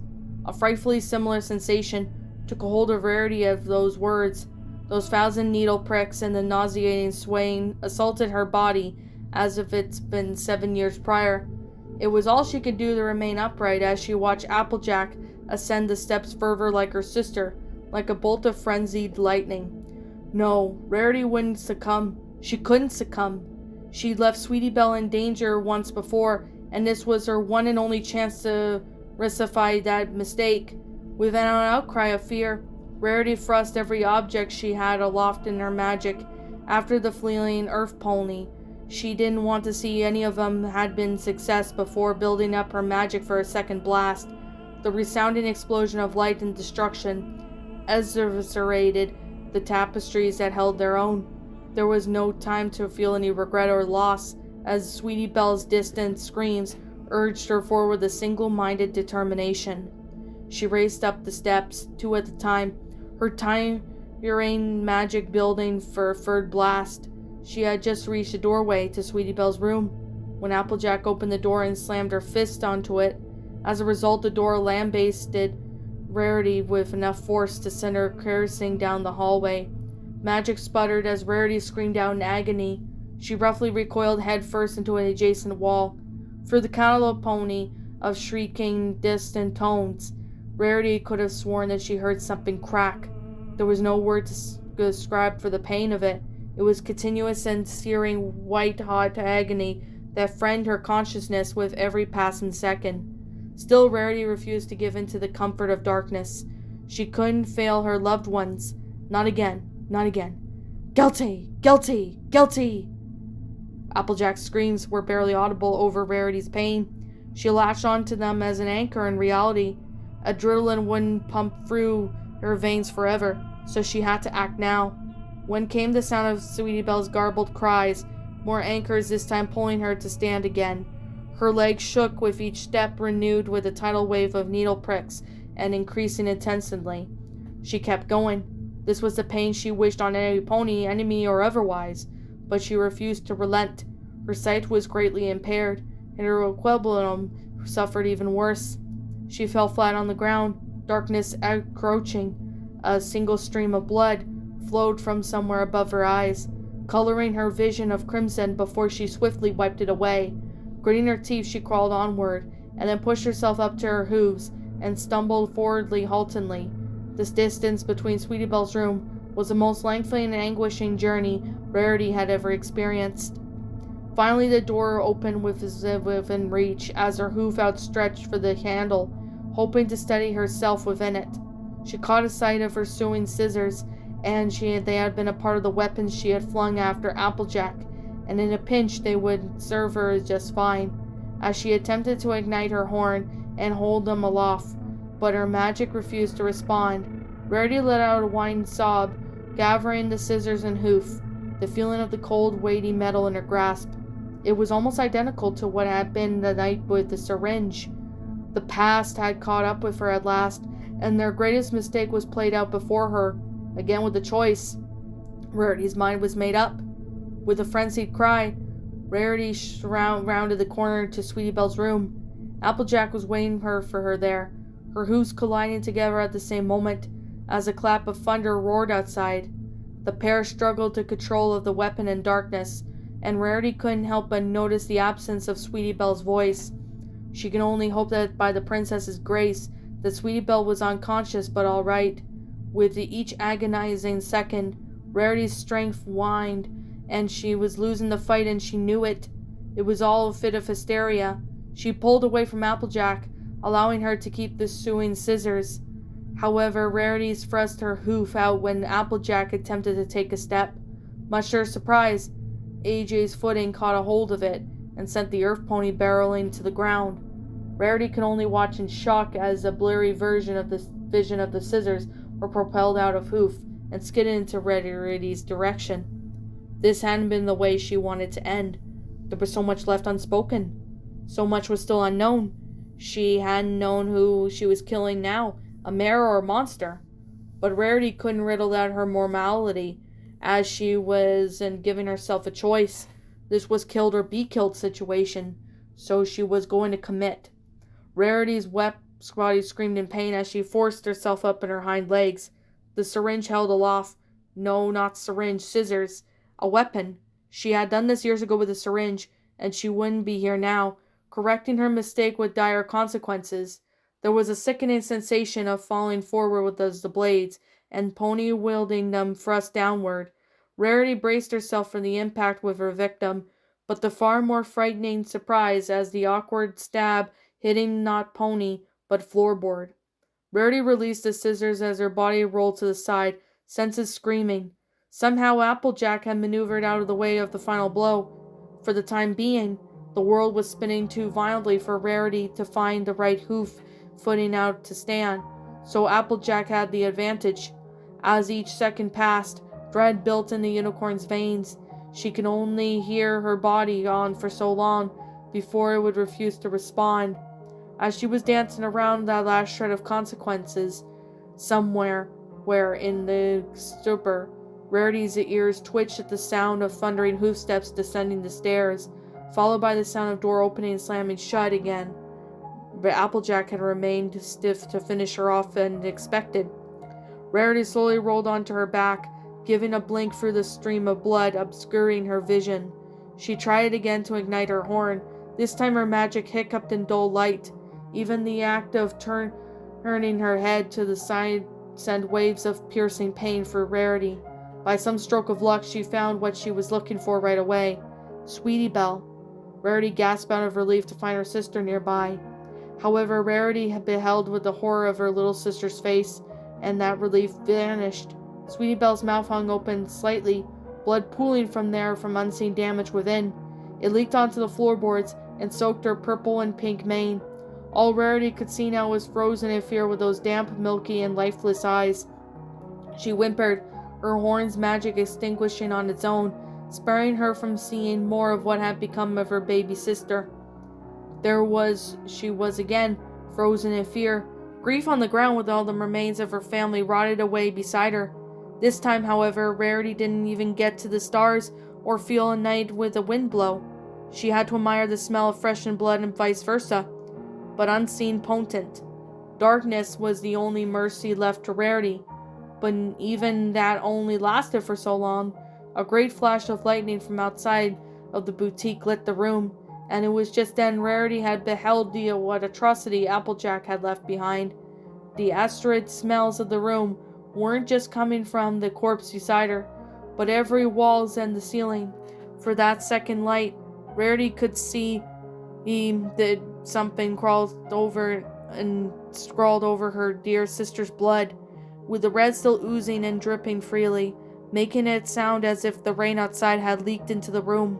Another flash as Rarity's eyes beheld the final judgment that Applejack had bestowed on Rarity for her crimes. Guilty, hoof-written, and frantic, all found over the walls, ceiling, and the counterpony bed, and the fixtures, and some furniture. Rarity didn't have the strength to make a single sound in this macabre sight. She couldn't even properly comprehend how that sharp pains, once she kept the bay at adrenaline, came roaring to a focus. Rarity's heartbeats echoed the statement as she felt for her sister's ultimately demise. Guilty, guilty, guilty. Thunder clapped and lightning split the sky, but Cloudsdale's grand cloud sum was unfazed and untouched by above the storm. The massive cloud structure was never truly in the same place as it twice as it floated freely above Equestria. It was the largest active Pegasus area and the official home of the Wonderbolts, hosting their many races and airshow spectators. However, it was during the day, and that present hour, it was long past Celestia's sunset. Soren, the Wonderbolt's commander, was resting on a small section of a Cloudism's base cloud, and reflecting on how unpleasant the place seemed when it was empty. He had grown accustomed to the sounds of a cheering crowd, or even barked orders from his team captain, so it felt eerie to be absent from both. Even when the sound of the rumbling beneath him couldn't shake the uncomfortable silence as he waited out the storm. Cloudsdale would never admit it, but they'd been struggling since the infamous drought 7 years ago to precisely regulate the weather. Planning and preparing for the rain used to be simple and easy as scheduled, but even with the most precise timing and ingredients, weather machines seemed to have minds of their own from time to time. Even so, Soren didn't thought of much of staying a little late at the Clouds Asylum that night, until he heard the clap of thunder that started it all. He internally kicked himself for fussing over the commemoration performance gear, rather than return home to the other Wonderbolts. He wasn't sure who would be more obsessed with. The weather workers who had promised to Storm would strike after the memorial, or the new recruit who forced him and their teammates to endure the grueling practice with their exceptionally high standards. Either way, he was stuck. He could technically fly around through the rain, and he had many times before, but his limbs and wings ached from the laborious day. He decided that fighting wind, water, and lightning was in his best interests, especially before a big performance. As he waited, Soren reflected on the destructive nature of the storm. He winced at the thought of all those perfectly placed outdoor commemorians, decorations ruined by the torrential downpour. But as time wore on, Soren's eyes grew increasingly heavy, and his head slowly sank towards the fluffy clouds that held him. Before sleep took him, however, something swiftly broke through the layer of the storm clouds and brought them with a gust of icy cold wind. Soren reared up and gasped from the sudden onslaught of liquid spraying his coat and wings. "Soren, what are you still doing here?" Rainbow Dash, the source of light of the gust, asked in surprise. "Me? What are you doing in here, Crash?" Soren snapped back, using a nickname he knew she hated. "I left something in my locker. That is none of any of your business," Dash replied curtly, her eyes narrowing in disdain. She could usually take the ribbing from the other bolts, but Soren was toying with her last nerve. "If I wanted to get soaked, I'd just fly through this damn storm," Soren remarked bitterly, shaking the feathers in his left wings to remove any lingering moisture. "Afraid of a little rain, huh? I'm not stupid enough to race the lightning bolts like some ponies," Soren replied a little too pointedly as he settled back down on the cloud's edge. "Ha, if I were you, I'd win that race too. What was our final race time earlier? 15 whole seconds ahead of you, wasn't it? Guess you better hope that Spitfire isn't looking for any new commander after that kind of defeat," Rainbow cuffed. If Soren wasn't going to open the floodgates for verbal sparring, rubbing Day's defeat in her face would be a perfect counter to that ridiculous nickname. Dash didn't even ask at the time, but she wondered now if defeating every single Wonderbolt in a one-on-one race on the same day was some kind of record. She knew that kind of defeat might put some of the bolts in foul disposition, but it was worth it. "I don't want to hear it, Crash. You drilled us for hours over the routine. It's not exactly a feat to beat us in a stupid race afterwards," Soren grumbled, turning away to keep himself from saying something he would regret. "A stupid race? Like trying 9 stupid races. Practice couldn't have been that bad if I was still kicking ass. I can't help it if you are still out of shape." Soren gritted his teeth and sucked in a deep, shaky breath. It took every ounce of restraint not to start shouting in exasperation and fatigue. Dash wasn't normally by this grating, but for some reason today she was quickly enduring his resolve. Soren's only saving grace was the ebony of the storm beneath him. After some silence, Dash continued, "I bet I could do it again. Right now after helping Twilight in that pointless list. You know what? You're on. I don't give a fuck if it exhausts you tomorrow. You need to be reminded of your goddamn place," Soren asserted, jumping to his hooves and spreading his wings in preparation. He had been resting for the better part for an hour now, and was confident that he could finally shut Rainbow up with some well-deserved defeat. 3 laps around the cloud of serum was the entry arch that finished the line. Rainbow Dash couldn't argue. Her brow furrowing a smug smile spread across her lips. 3, 2, 1, go! She screamed, in rapid succession, taking off like a rocket and leaving a streak of rainbow behind her. She could hear Soren angrily shout something in response, but too focused on the race to pay attention. The cold night air passed through her feathers like a breakneck in place, chilling every inch of her fur. Its icy grip felt as if it penetrated her every bones, adding more intense fatigue that she had fought to keep at bay. Despite her body's warning signs, Rainbow grinded her teeth, refusing to believe that her ego had written that check of her body wouldn't scratch. She was so focused on victory. In fact, she didn't even notice the storm clouds dispatching beneath her until they were almost completely dissolved. When she was sure that she had laid on Soren was secure, Dash's attention shifted past her ass's surroundings. It was something she did subconsciously when she flew. Something sour permeated on Dash's tongue, and she took the realization that a heavy mass of trees was directly beneath them. She hadn't given much thought to the exact location of the cloud of sun that evening, especially since that storm had previously kept her whereabouts obscured. Now, though, a slight fear was trickling up her spine and threatening to ruin her concentration. Could these be the very trees that she avoided for years? Could she have been poised just above the only place in Ponyville she vehemently refused to visit again? Rainbow's breathing quickened, even more than the vigorous pounding in the chest. She tried to block the thoughts that trickled around the fringes of her mind by focusing on that final lap. It was so ridiculous to allow something uncoincidental to deter her from her task. After all, a mass of trees was no threat to her, not when the soaring of hundreds of feet above them.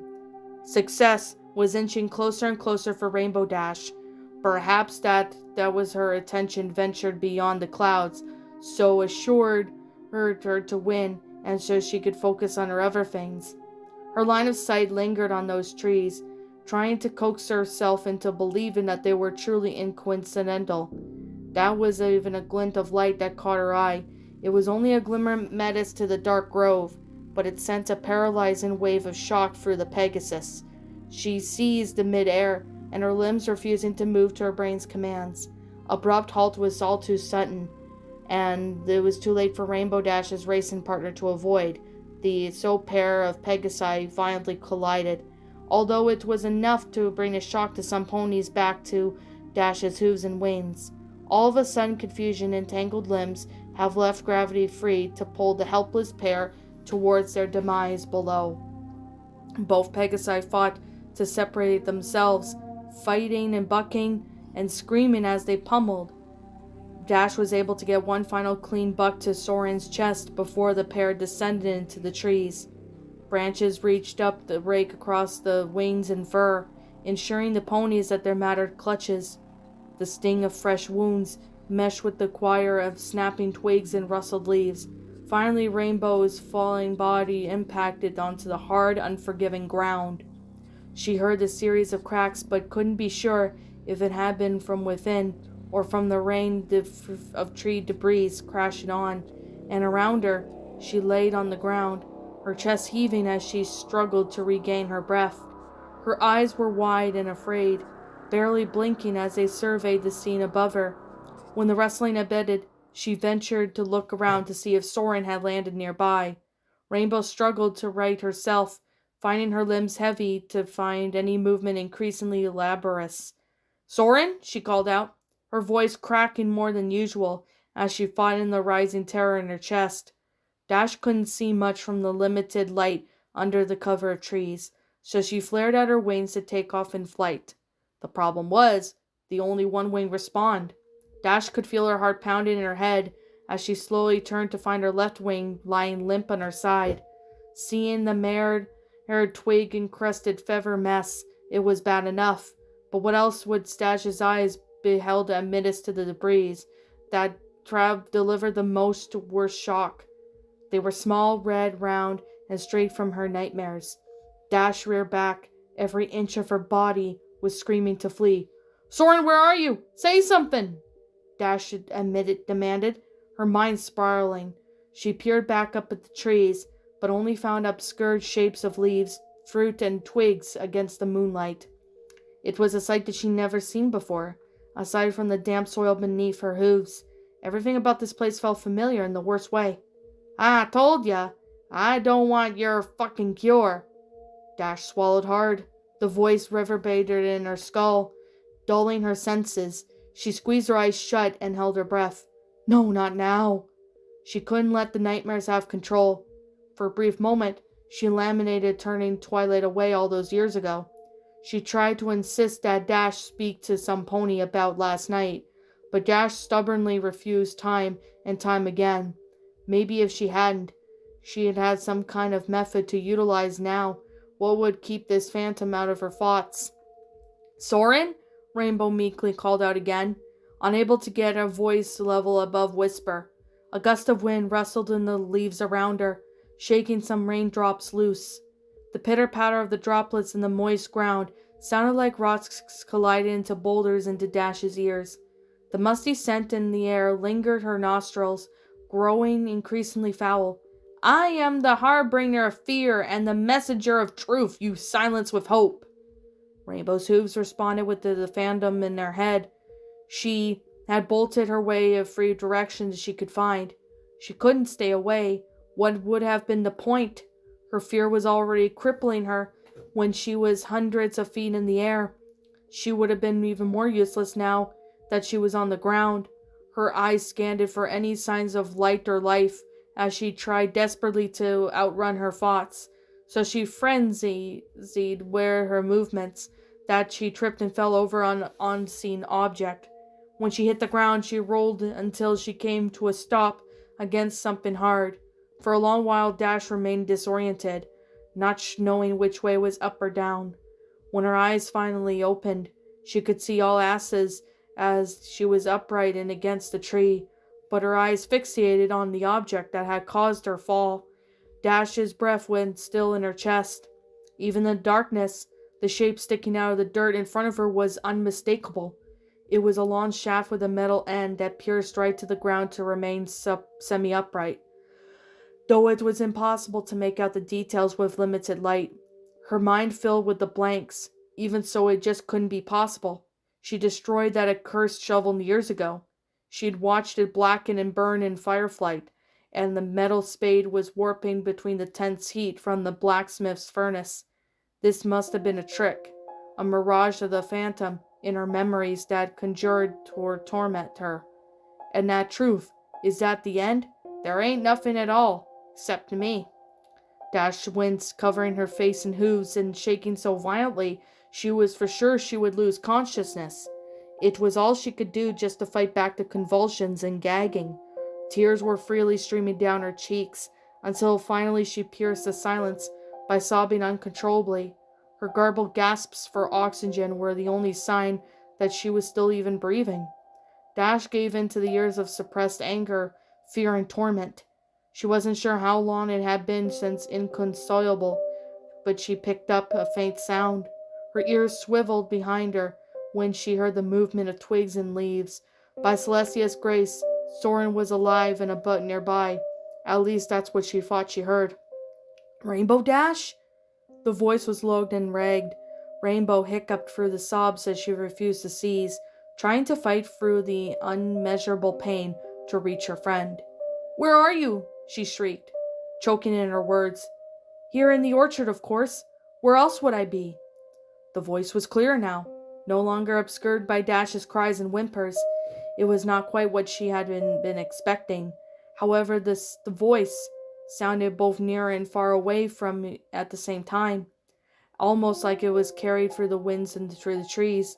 The tone was far removed from Soren's natural timbre, but Dash chalked up that spiral as she was enduring mentally. The branches above her head started to quake. "I can't see you. Are you hurt?" Dash responded, a little more conviction in her tone. Focusing on Soren helped her to keep her mind busy from the fearful sights around her. "I suppose in a way I am, hurt by what you did, or at least what you tried to do," the voice responded. Some part of Dash knew that the pony she conversed with now was not the same stallion she would be groving for forgiveness later. Nevertheless, she carried on with the conversation without allowing her better senses to recognize the potential danger. "Can you fly? I think I popped my wing out of the socket.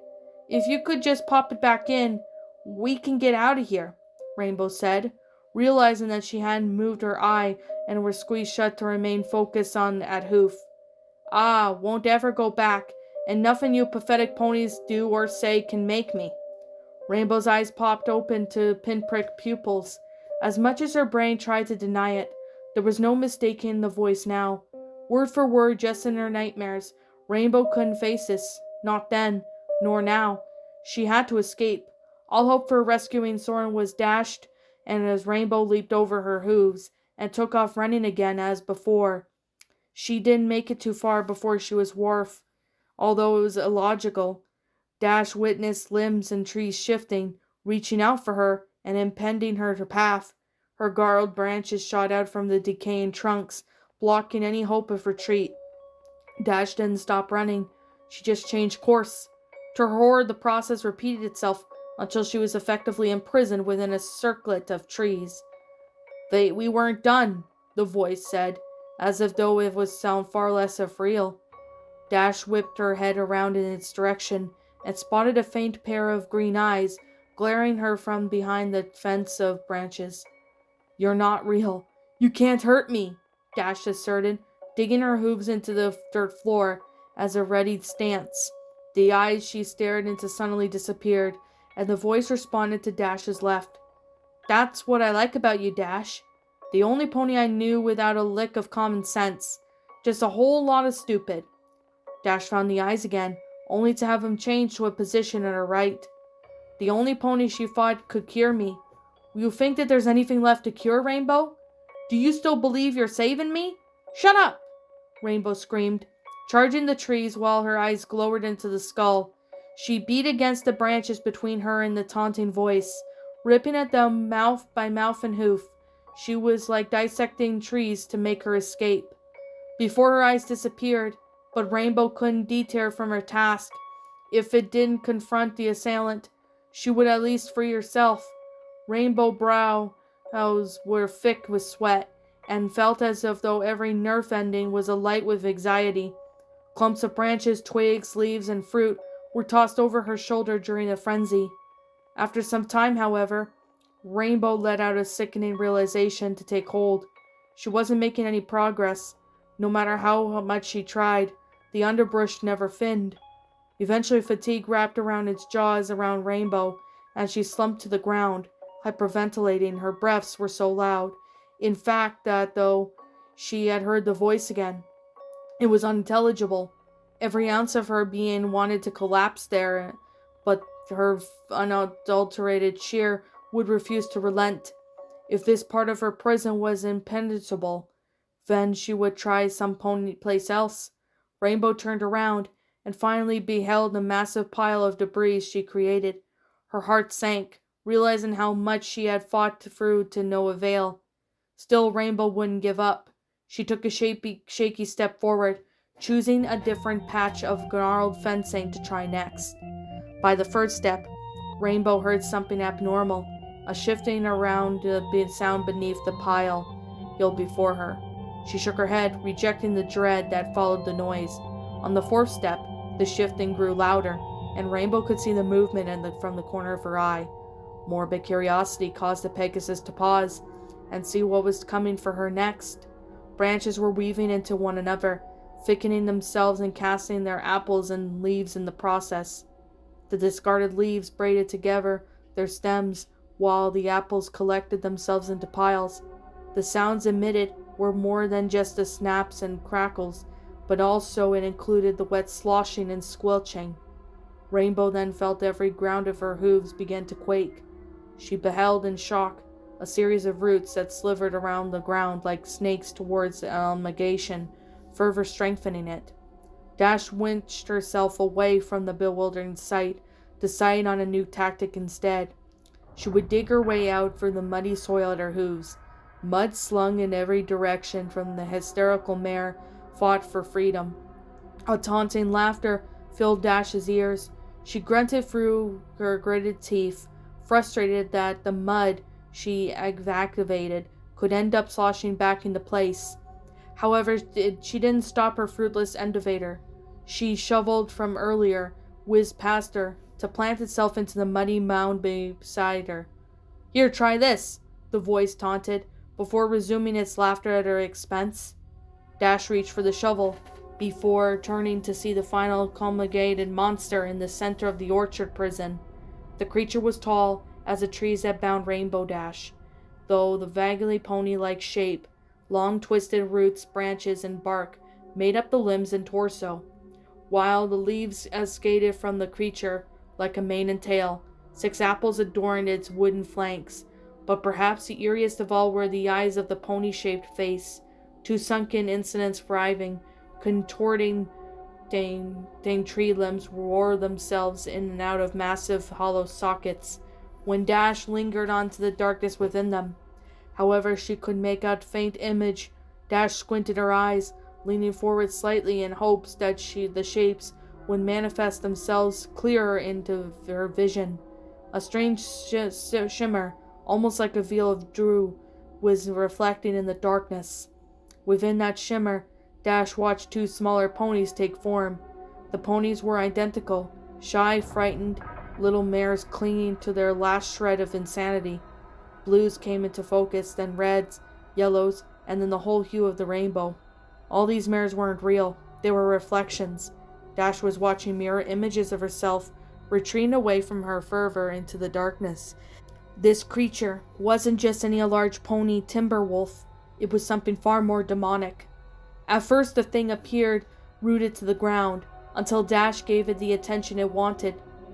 The left forehoof then lifted itself, roots snapping from out of place, until it came back down hard, only a few mere inches from its prey.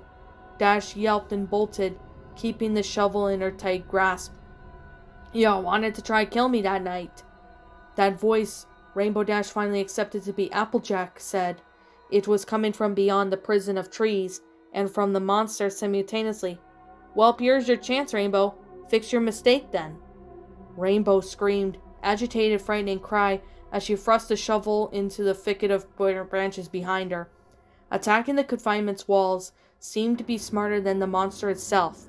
Both the monster and pony roared with laughter when the shovel bounced off of its spring and twig, as if it were made of sturdy metal, not wood. Rainbow Dash knew that there would have to be no way out of this until she faced it with the conquered demon. If Applejack wanted to fight, she'd give her one. With the murderous intention, Dash started hacking away at the beast with the shovel and hoof. To her delight, the monster was penetrable. Chunks of the orchard debris fell off within heaps of every successful attack. The Applejack monster wasn't remaining dormant, though. Earth-shattering stomps were made by tremendous hooves, and each one successful. The massive head lowered in the ram of the small Pegasus prey, but it would find only to failure.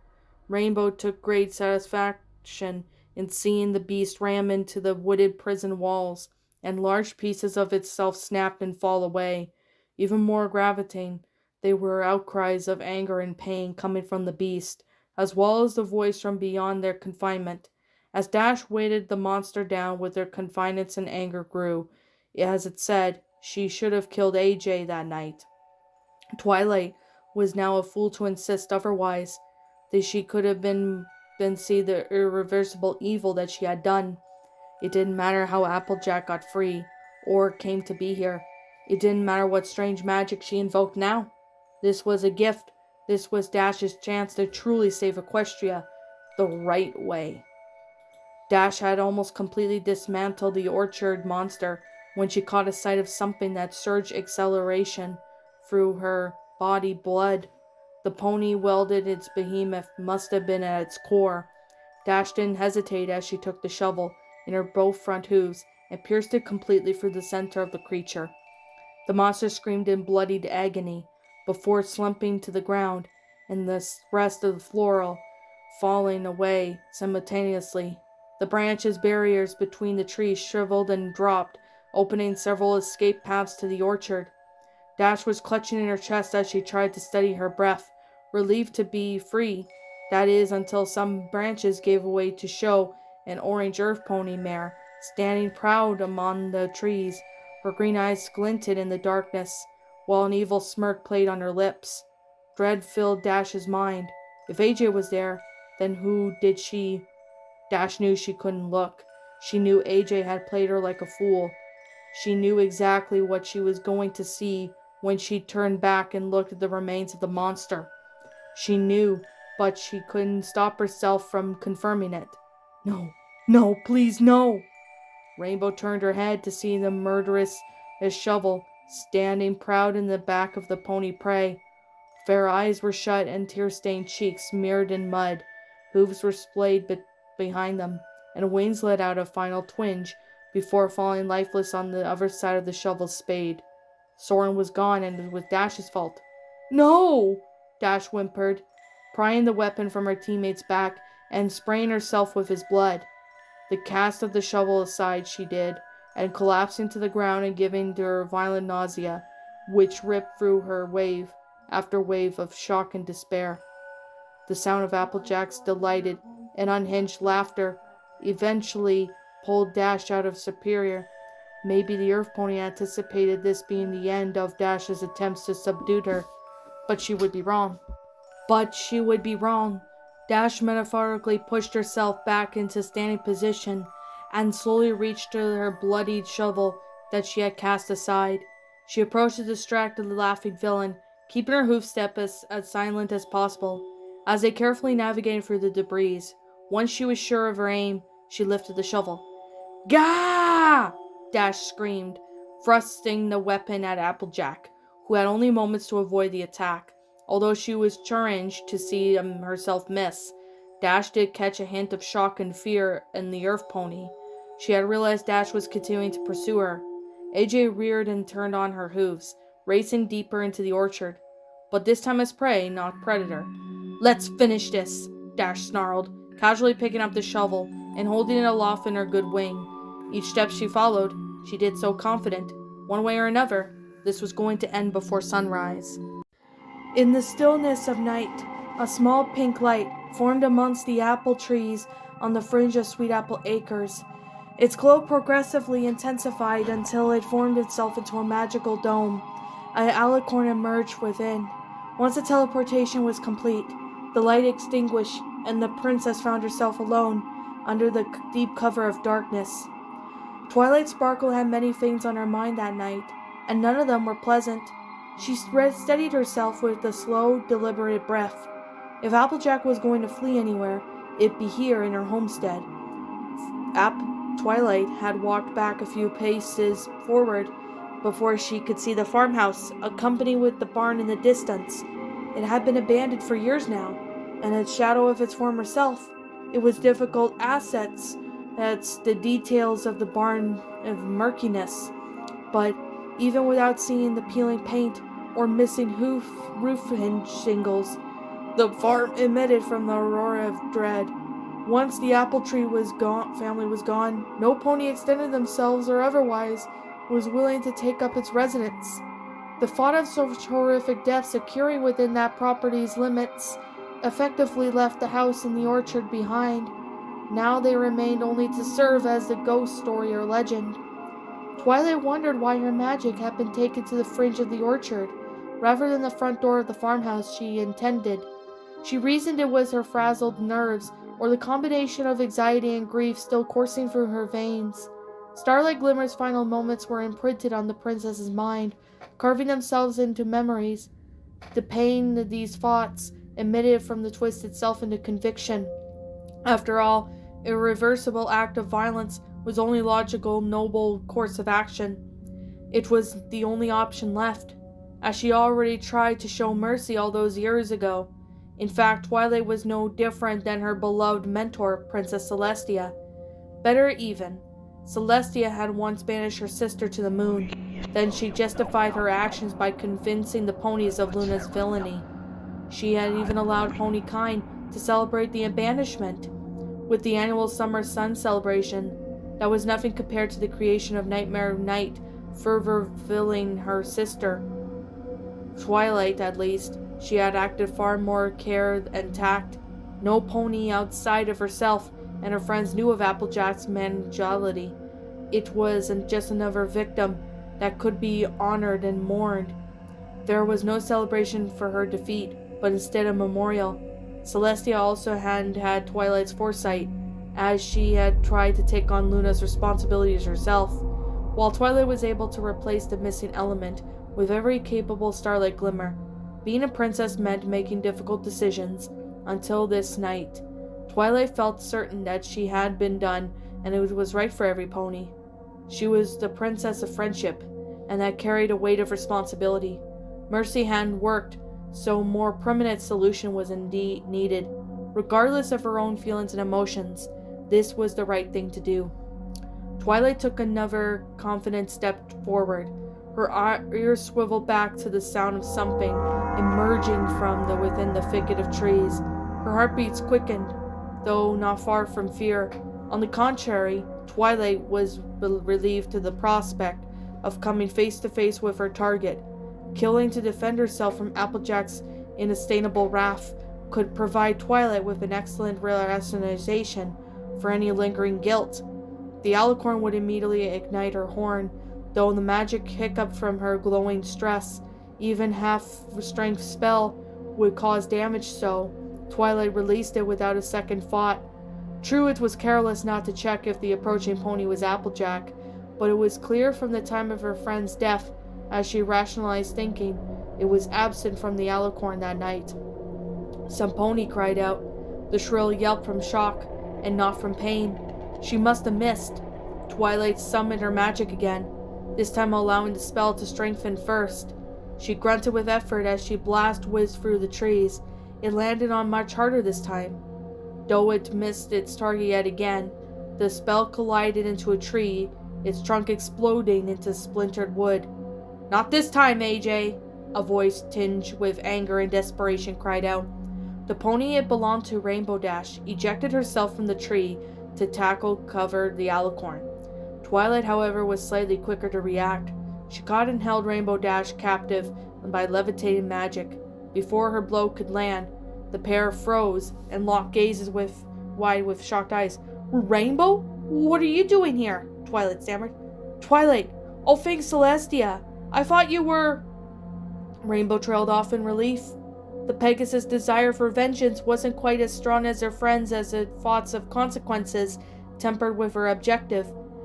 She exhaled her friend's panic before gesturing the magic detained her from above ground. Twilight blinked a couple times to recover from the initial shock as she set the Pegasus down gently. Both Twilight and Rainbow held this silence to analyze one another. The pair immediately noticed that each of them appeared disheveled and haggard, a stark of contrast in the beginning of this horrendous night. Twilight was marred with scrapes, deep bruises, and acid-burned hooves. Starlight's blood was still encrusted into her fur, making it difficult to tell from a wound from stain. Her mane and tail were frizzy in a tangled mess, and her eyes were filled with shock. Rainbow Dash, on the other hoof, looked notably more distressed than the princess. Her fur was tinted with faint, smudged and crimson, as if it had attempted to wipe away the blood that lingered there. Her eyes were far more bloodshot and sunken than Twilight's, and even in pale light, Twilight could see the tremor in her hooves. Most noticeable of all, however, it was the limp wing swaying unnaturally at her side. They silently came to the conclusion that neither pony looked entirely prepared, or even capable of the act that they had come to commit. "What happened? Are you all right?" Twilight inquired, the last concerned. "I'm here, so let's just skip the details," Rainbow responded, her voice listless and had resolved. "I guess I don't have to ask why you're here," Twilight whispered, wishing her friend could have spared the weight of what the act was to come. "Yeah, we both know where this ends." Twilight and Rainbow Dash peered into the distance and lingered on the site of the farmhouse. "You don't have to go. You don't have to do this. There's no point of us dirtying our hooves," Twilight offered, hoping her friend would grant her small mercy. Rainbow Dash swallowed hard. She didn't correct the princess by volunteering the information that her hooves were already dirty, although it was a trick orchestrated by Applejack. She still carried the guilt as if she murdered Soren in her own violation. Rainbow chose to change the subject instead. "We should have finished this. We should have never left the trees alive. Ponies died because they were too weak to bring themselves to do what's right, and I'm not going to fail again." Each word struck Twilight like a series of sharp blades. She conceded there were no small mercies at this night. There were no happy endings promised till dawn. In response, Twilight merely stated, walking towards the farmhouse, and when the Pegasus followed suit. Soon the pair left the relative safety of tree to cover, to walk in the bare, open field. The eerie similarities of pursuing Applejack now, versus 7 years ago, were uncanny. The air was thick and hot, the trees had shriveled and unkept, and the dread was daunting and all-consuming. The jagged silence between the mares exploded into some pony of metal springs and frightened screams. Sharp jagged teeth embedded themselves into Rainbow Dash's left forelimb with a strength that greatly outweighed her own. She had fallen victim to a bear trap, contraption that she had only ever heard existed and never seen in use. Twilight gasped in surprise, whirling around to see the aftermath of blood oozing from her new wounds, and the metal monstrosity holding her friend in place. Twilight immediately sprang into action, fortunate that she had seen these traps and knew, to some extent, on how to release a victim from its clutches.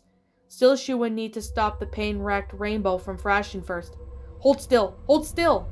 Twilight pleaded, her voice frantic whisper. Knowing that they were exposed and Applejack could be waiting nearby, she had raced to the Pegasus' side and attempted to ignite her horn, but magic didn't respond. Dumbfounded, she tried again, but to no avail. Try as she might, the glow refused to come. Had her anxiety finally willed out over her magic? Rainbow's hoof remained unassisted as she fought through her grunts and whimpers to free it. Amidst the shearing pain, Rainbow Dash mentally kicked herself for losing her weaponized shovel. It could have been the perfect tool to wedge the metal jaws apart. If only it had been not lost somewhere in the depths of the orchard. After hours of fruitless searching, the shovel had to be abandoned. Dash grasped one side of the trap with her free hoof, restraining the release its jaws. By fourth attempt to ignite her magic, Twilight gave up. Instead, chose to grasp between the trap with her bare hooves to help Rainbow. On free. 1, 2, free! Twilight cried out, forgetting to keep her own voice down. The pair exerted themselves beyond their limits, until the metal finally gave way. Rainbow wedged her hoof free, and then she landed on the ground, clutched her left hoof to her chest, cradling it with her right one. Blood flowed freely from the puncture wounds that the trap had left, and the trickles that had spilled onto the grass mixed with the stinging shears of pain in her eyes. A slight breeze rustled through the leaves of the trees nearby, and gave way to a low, bemused chuckle.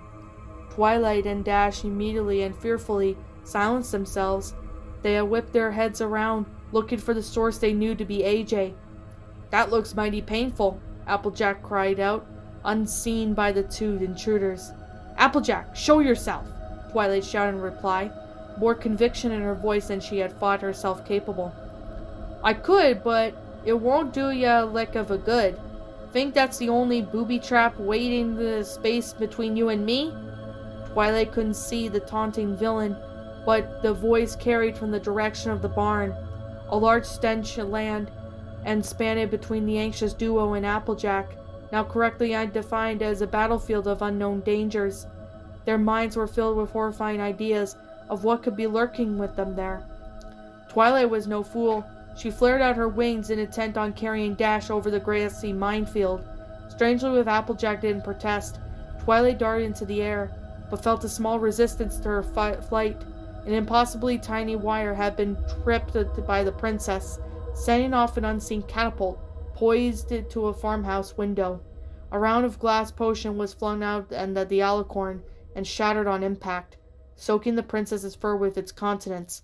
An immediate sense of shifted weight and ever bent from the point of the potion's contact to the tips of Twilight's hooves and wings. With her breath caught in her throat and unable to make a sound, both mares plummeled back into the uneven ground beneath them. Rainbow was drowned out of hoof, and grunted as she voluntarily rolled into a distance away. Twilight finally caught her breath, and as pieces fell into place in her mind. She was all too familiar with this overwhelming, crushing feeling.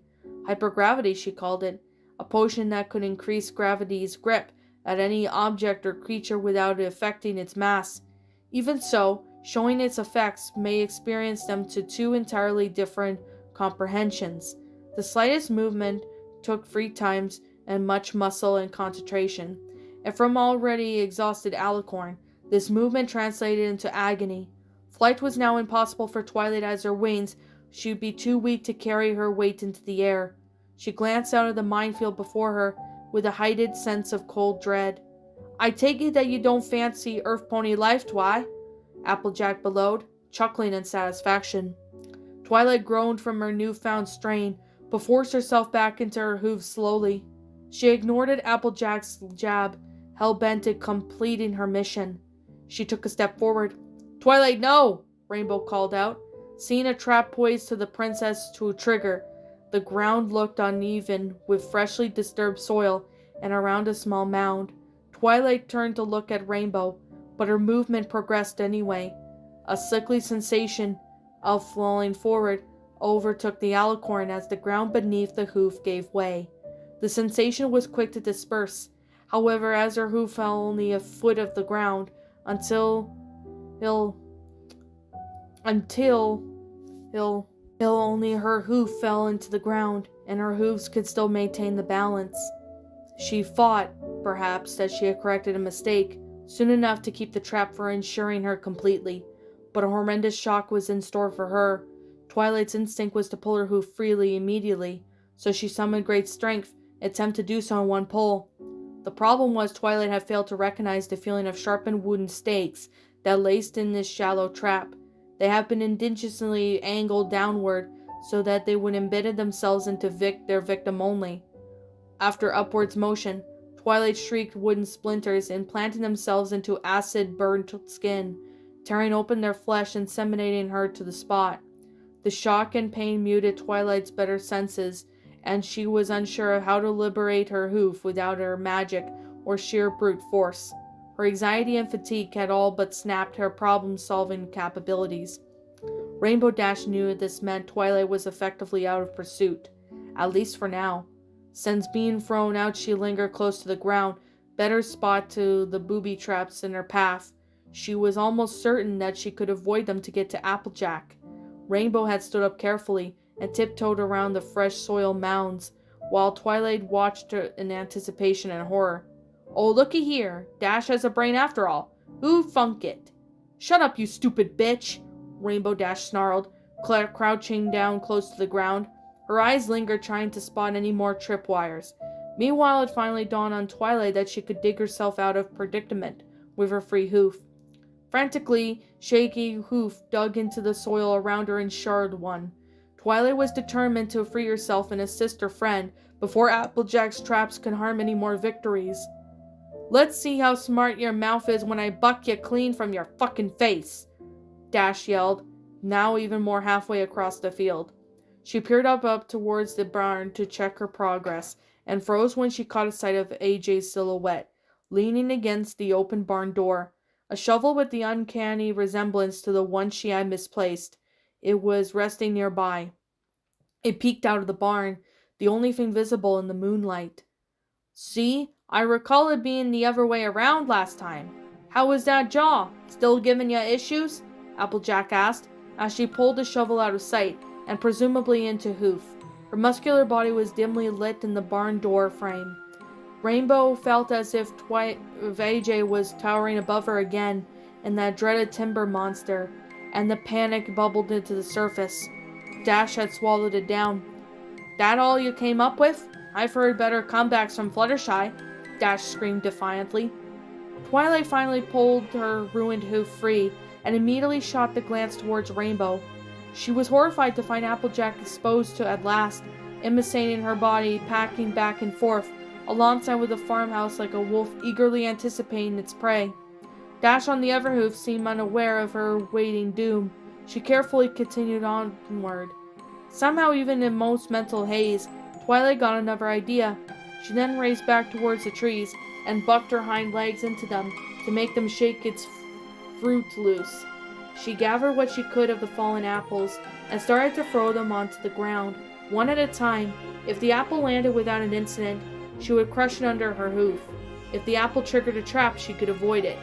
She would follow Dash's lead on remaining close to the ground, as the tripwires above would be too invincible to predict to set off any purpose. Slowly, the pair of mares made their way towards their target. Twilight and Dash both anticipated Applejack's feeling when they got too close. She had done one of her previous encounters. However, it seemed that the ex-farmer was going to stand her ground, and once her land, Rainbow Dash broke through her booby trap and landed in first. He immediately lunged the mare. Applejack was ready for it, taking a wild swing with her shovel. Dash's heart immediately pounded with adrenaline as she eyed the sharp weapon from her enemy's grasp. She avoided the blow, but it didn't back down. Rainbow was determined to wrestle that shovel away from its target. Soren could have been avenged, and she was set on repeating the same deadly move on Applejack. In his memory, she lurched at the earth pony again, resuming a hopeless dance of trying and failing to land a blow or ensure the shovel. From the short distance away, Twilight heard Rainbow struggling with Applejack, but had her eyes locked firmly onto the ground so she could keep advancing. To her dismay, however, the apples she had gathered had all been utilized, and there was still a stretch and a land to go. Twilight grimly accepted that she would have to keep Rainbow's method for the rest of her journey. Dash was frantic, making these assumed mistakes that claim and clear-headed Pony might not. This gave Applejack the advantage, and she happily struck Rainbow within the shovel, out of given every pony opportunity. Dash pushed it through the pain of each blow, grateful that at least none had drawn blood yet. To any outside observer, it would be obvious that the Pegasus was losing, but Dash wouldn't quit. Eventually, Applejack started using other objects to assault her former friend. Bales of hay, gardening tools, and even the barn door beat Dash down. Finally, Twilight emerged victorious and blindly charged at the mare when she saw the disoriented Dash clutching her head from the most recent blow. She had heard Dash scream out in anger as Applejack rammed directly into the alicorn, head-butting her back into a field of waiting fatalities. Almost immediately, the alicorn triggered a trap. This time it was a pit, far larger and more deadly than the first. The ground gave way, and the flimsy seal of loose grass and fallen leaves collapsing into the pit, along with the most alicorn. Twilight front hooves dug into the dirt, along with the pit's edge, as she slowly slid back towards her doom. All Twilight could do was hold on, her heavy back hooves dangling over the waiting spikes at the bottom. "Rainbow! Rainbow!" Twilight screamed, terrified for her life, although it might have been the first time this night. She had heard, but she couldn't see. The more struggle between Dash and AJ. Twilight's hooves started to slip backwards again, her forelegs shaking uncontrollably. She had almost given up on hope and a rescue when she heard the sound of Dash's final outcry. It intentionally sounded victorious, and a small hope was starting to glow in Twilight's chest. The hope quickly extinguished when the outcry was followed by a sound of body falling to the ground with a horrific silence. Two faithful, loyal friends, had now been perished by this pony's hooves. 2 friends too many. Twilight couldn't and wouldn't give up hope. She was now Ponykind's last hope. A scream of effort that welled in her chest roared from her lips as she laboriously pried herself from the edge of the pit. The alicorn slumped into the ground, her heart pounding in her ears as she fought to regain composure and strength. She heard slow, careful hoofsteps approaching and knew this was her chance. If she could make Applejack believe that she was too tired to carry on, she would have had the element of surprise on her side. Instead, the hoofsteps stopped distance away, and Twilight heard a curious sound that she wasn't expecting. Applejack was blowing into some kind of small tube, and the sound was followed by a small whistle of wind and a sharp pain in Twilight's neck. She blinked helplessly, watching the details of the world around her slowly blur into faint shapes. She couldn't be sure, but in her last breaths of consciousness, she thought that there was something off about AJ. She didn't look right, even dissolving shapeless form. However, the alicorns had come to unconsciousness before she could identify the abnormality. Twilight regained consciousness to the faint sound of a magical heart monitor. She listened to the rhythmic beeping and could feel her pulse thrumming in her head. Strangely, the sounds from the monitor did not match the thumping heartbeats in her chest. Her sight had not yet been restored, but she could ascertain that her limbs were not laying naturally. In addition, her head felt heavier than her hooves, and her chest heaved with each breath. Unimaginable pain came in waves with her strained breathing, as if her oxygen was never quite satisfied, and the rest of her body suffered for it. The agony was so expansive that Twilight could not help but moan and whimper as the world slowly came back into focus. "Oh, you're awake," a voice said, coming from a short distance away, though it was one tone of devoid of concern and resembled more indifference. More senses slowly eased into reality as Twilight shifted her weight against the cold, unforgiving, hard floor. She couldn't yet muster the strength to move her limbs, so she focused on regaining her sight instead. She blinked a few times and squinted, trying to find the source of the strange noise. Shapes and colors framed into recognizable objects. She aided by the daylight that was pouring from the window. The room was familiar and foreign all at once. Under a thin layer of dust, Twilight spotted a Stetson hat that was hanging neatly on the hook on the wall.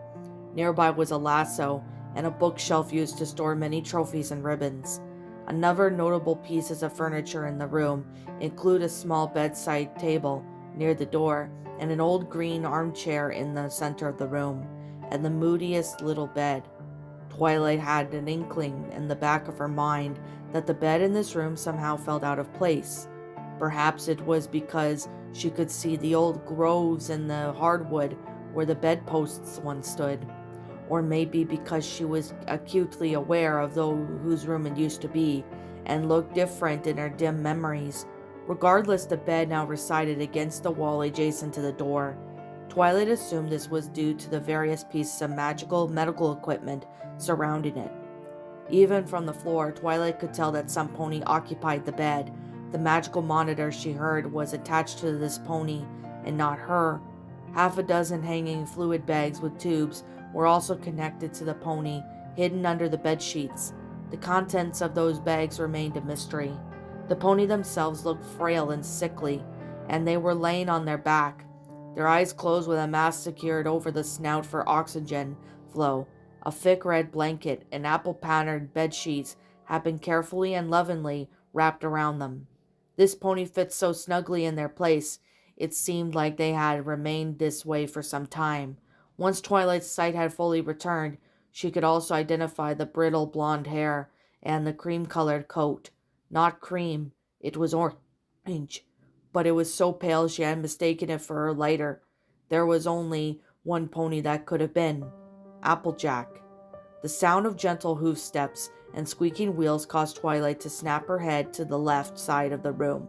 A yellow-coated, red-maned pony came out of the bedroom doorway, holding a new bag of liquid that would replace the empty one in the medical equipment nearby. The pony mane, once it held back a bright pink bow, was now limp and hanging loose from her back. She had bags under her eyes and an indifferent frown on her lips. She seemed to ignore Twilight lights as she both walked down the trundle towards Applejack.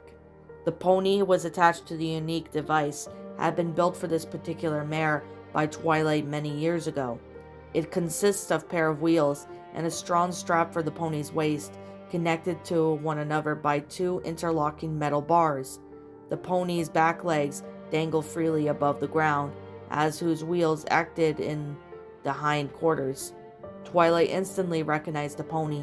After all, she was her faithful assistant for half a decade. Apple Bloom? Is that? Get away from her! She's dangerous! Twilight said, her voice cracking with panic. Apple Bloom chuckled once mockingly under her breath. She continued to ignore the princess as she carefully swapped the medical bags. Twilight wasn't sure what was going on, but she didn't like the growing fear of trepidation. She had finally accepted to move her hooves, but found them bound together, hog-tied with thick, scratchy rope. Twilight tried her wings next, but the same rope had been wound too tightly around her midsection, rendering them useless. Igniting her horn was their third attempt for freedom, but try as she might, no magic respond. Out of options, Twilight began thrashing to liberate herself. What is it? What's going on? Let me out! Apple Bloom! Twilight pleaded. Her dry mouth in desperation caused the words in her throat to be painful when spoken. Which question do you want me to answer first? What is this? It's rope, dumbass. What's going on? Well, I imagine you're trying to get out your magic to work with it, but is it? Remember that potion lesson you taught me about the ingredient called Powerless Poppy? You know, the one they use to disable unicorn magic temporarily? You might find a few of them flowers planted around these places these days, or even powdered scattered here and there. I am surprised you don't taste the access around your mouth, Apple Bloom answered. Her tone still reflected little, if any, emotion. Twilight's eyes widened as she tentatively reached her tongue out to check her lips. She did indeed felt some kind of powdery residue lingering there. Her mind was racing, grasping for any kind of logical explanation. When settled on the one that only made sense, she frantically pleaded with Apple Bloom again. Apple Bloom, I want you to believe that Applejack is still here somewhere, but clearly she's dangerous. She'll kill us all. Oh, you have to let me out of here so I can get you to safety. Applebloom paused midway, though through discarding the empty liquid bag. She looked at Twilight with a bemused and bewildered expression, almost as if she was seeing the alicorn's stupidity for the first time. Suddenly, she burst into laughter. The idea was so absurd, she couldn't help herself. You think Applejack did that to ya? This mare right here did all that? Applebloom asked confoundedly as she gestured to the sickly mare in the bed. Twilight couldn't answer the question, still searching recesses of her mind for some clarity. Nevertheless, no to explanation present herself. I'd ask if the cure makes Mare an idiot, but AJ didn't exhibit any signs, Applebloom added. What? Twilight whispered, frightened confusion stamped on her feet. Applebloom sighed loudly, exaggerating the noise to exemplify her impatience. I thought it'd be fun to mess with you for a bit, because it's actually kind of annoying why I don't cut to the chase, she offered, taking the green armchair from AJ's bedside and pulling it slowly towards Twilight. A scrape of the chair grating against the wooden floor sent a twinge of pain through Twilight's head, worsening the migraine she had already been suffering. She flattened her ears as the Earth Pony teen pulled the chair into place. Eventually it came out and rested in front of the facing Twilight.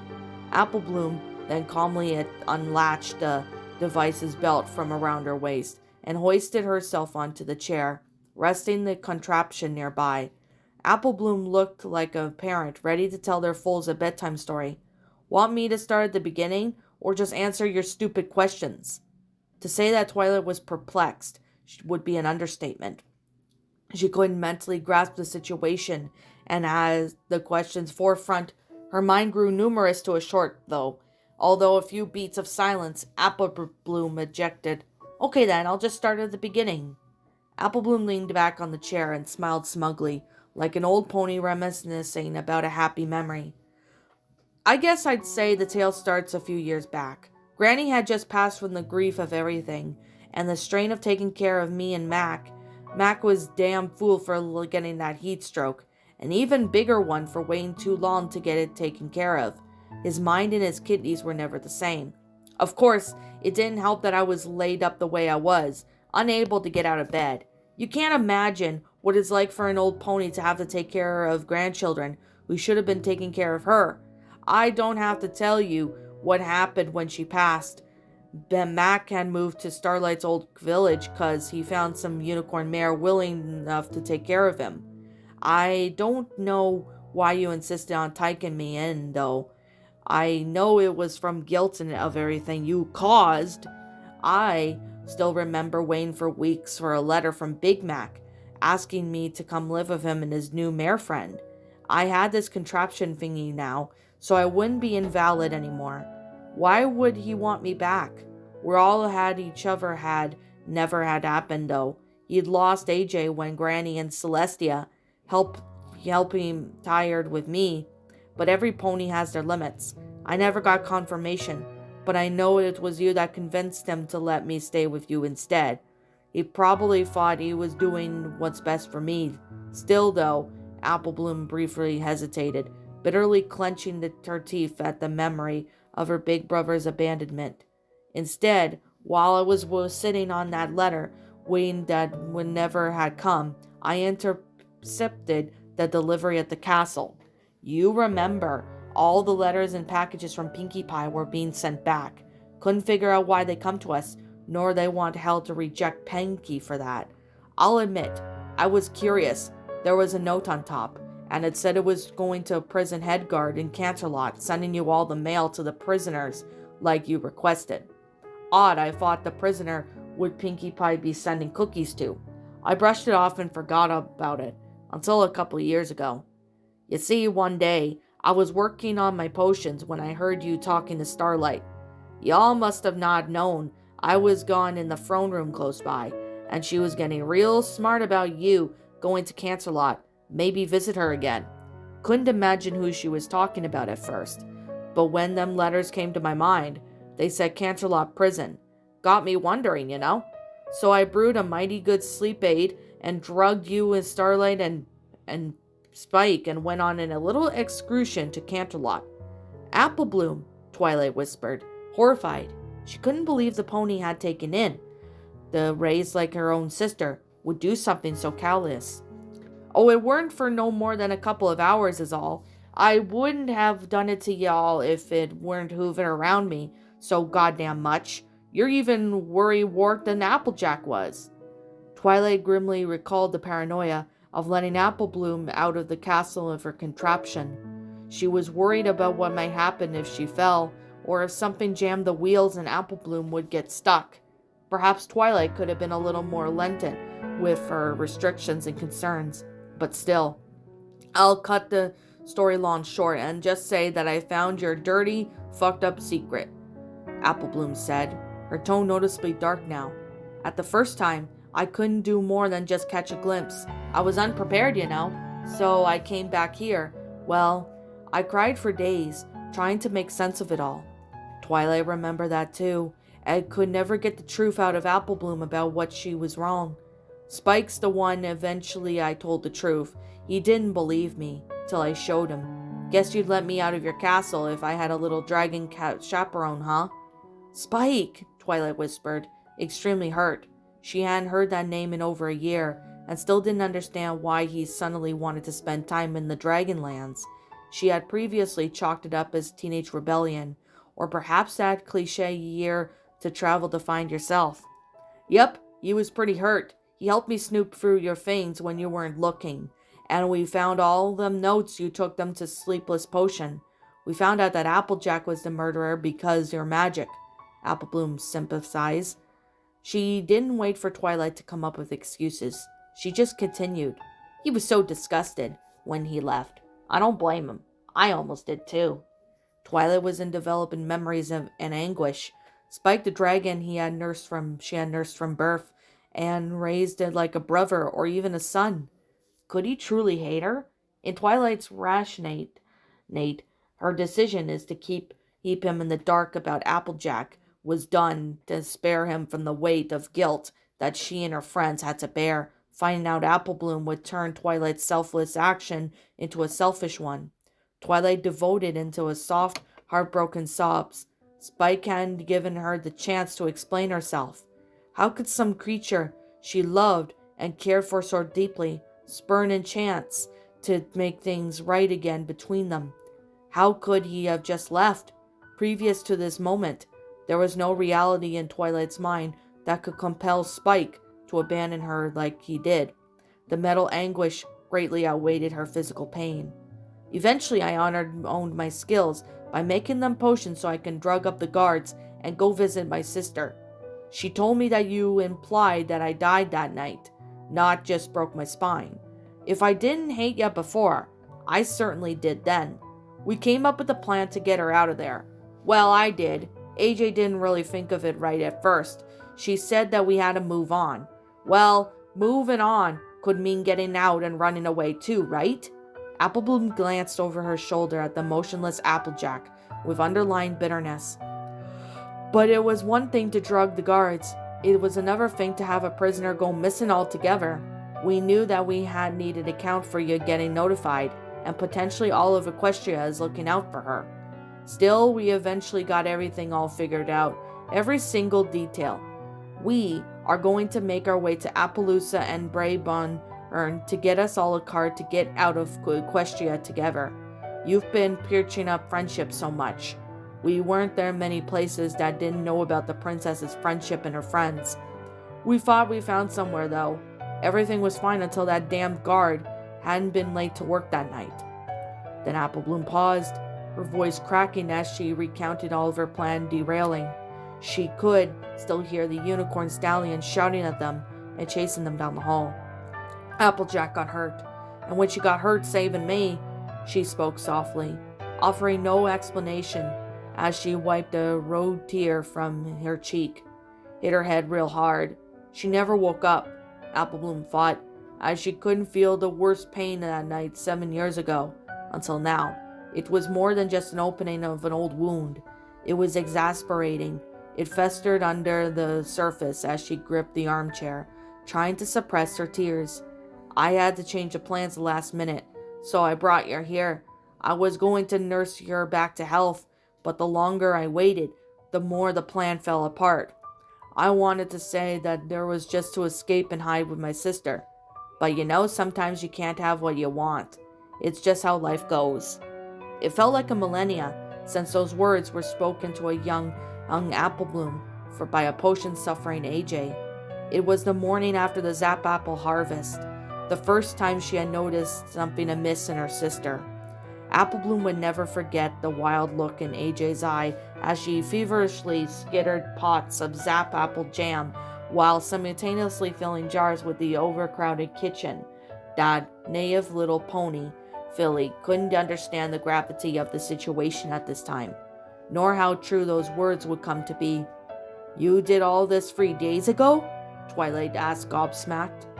Apple Bloom's devotion changed, trading her sniffles and a smile that eventually turned into a dry chuckle. 3 days? Try 3 weeks. Twilight blinked. How was that possible?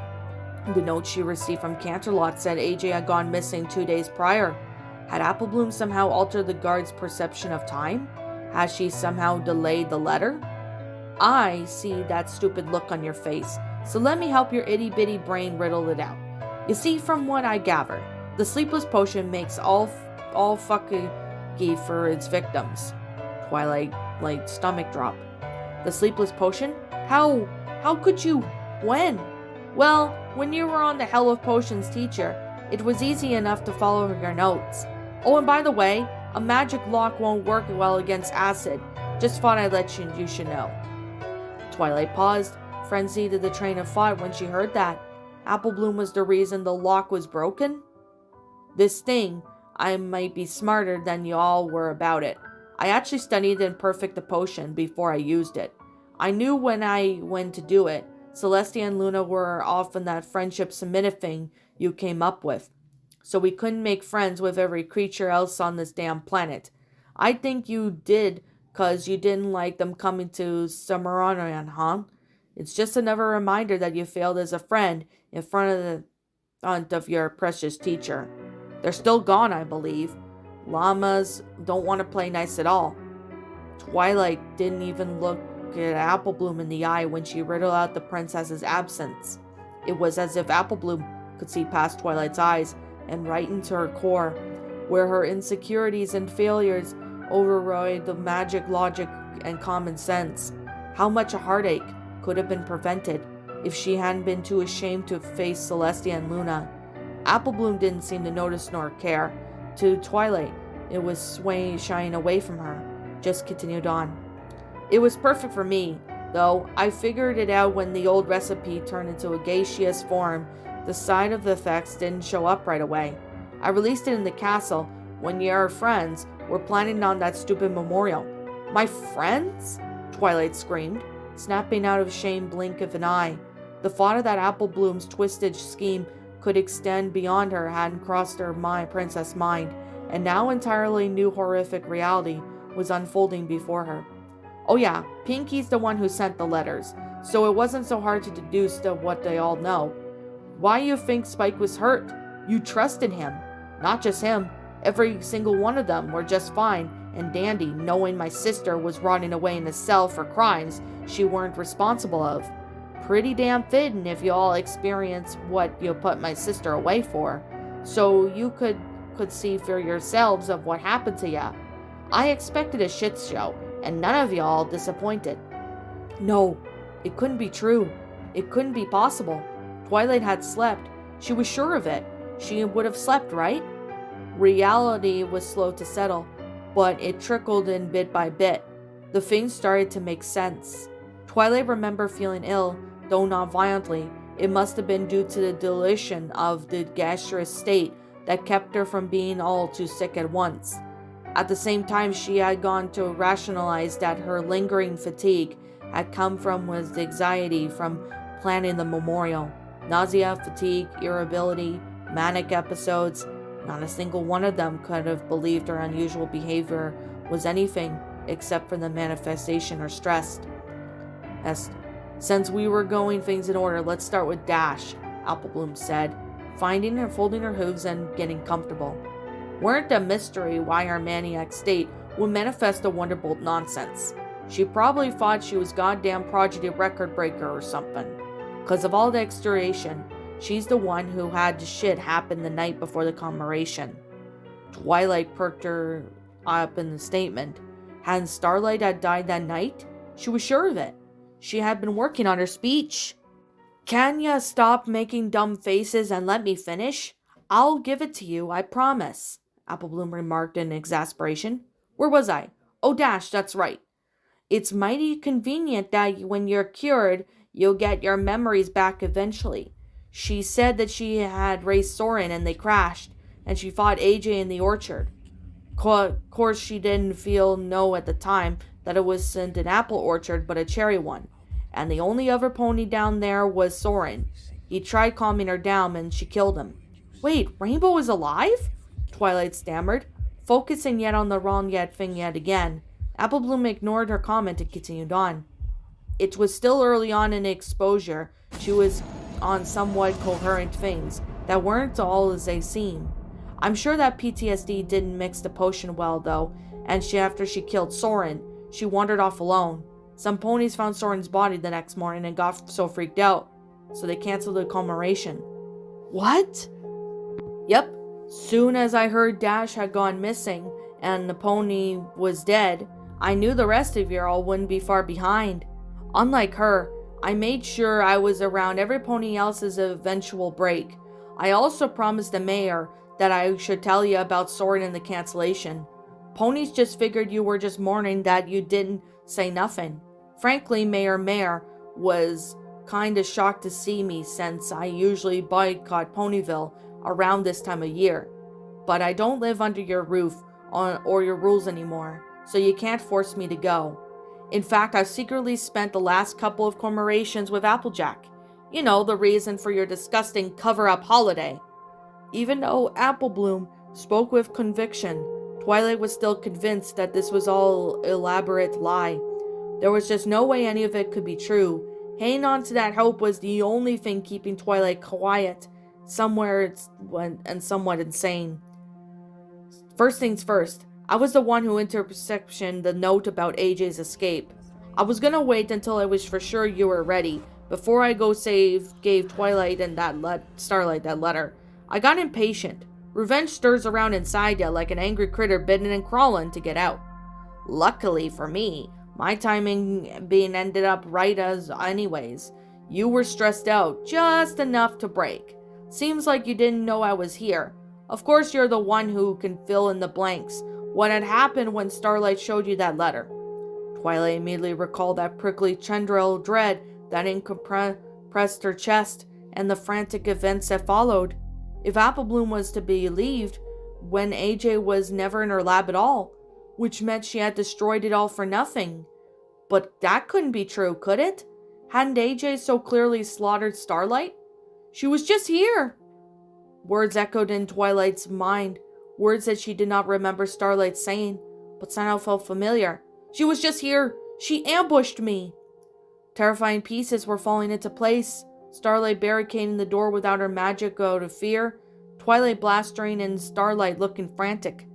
I tried to barricade my door, but she got through. You didn't think she's here to replace me, do ya? Replace me, do ya? Those words. She recalled them coming from Applejack. Twilight's breath quickened as her body shook more and more as the images replaced memories. Truths replaced illusions. Twilight jolting towards Starlight with a shard of mirror.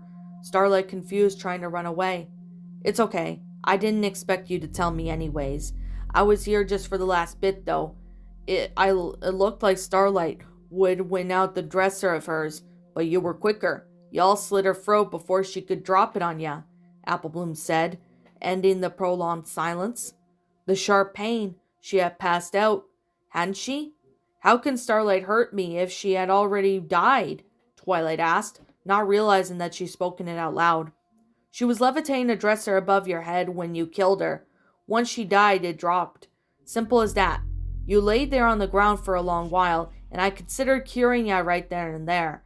But seeing how you already killed and all, the thing is you weren't the first one I would observe up close.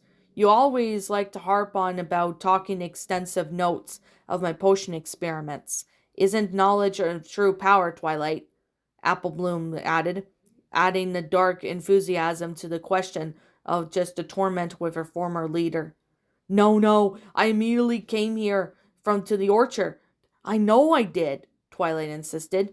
It was that moment in that unbridled panic that Applebloom could finally confirm that Twilight had accepted her explanations as truths. Yeah, I bet you did, Applebloom said with a shrug, 'cause you eventually staggered up, covered in Starlight's blood, and zapped yourself away. You went missing too. I was kind of pissed off that I couldn't see what you were going to do next, though. I figured the rest of you all, I'd cure them when they have done something unforgivable, rather than the 5 morons bumbling around my family's orchard. I tell you, the potion fucks with your sense of time. Twilight felt uncanny and well-trimmed grumble in her stomach. She could faintly taste the apples on her tongue, and more images flashed in her mind.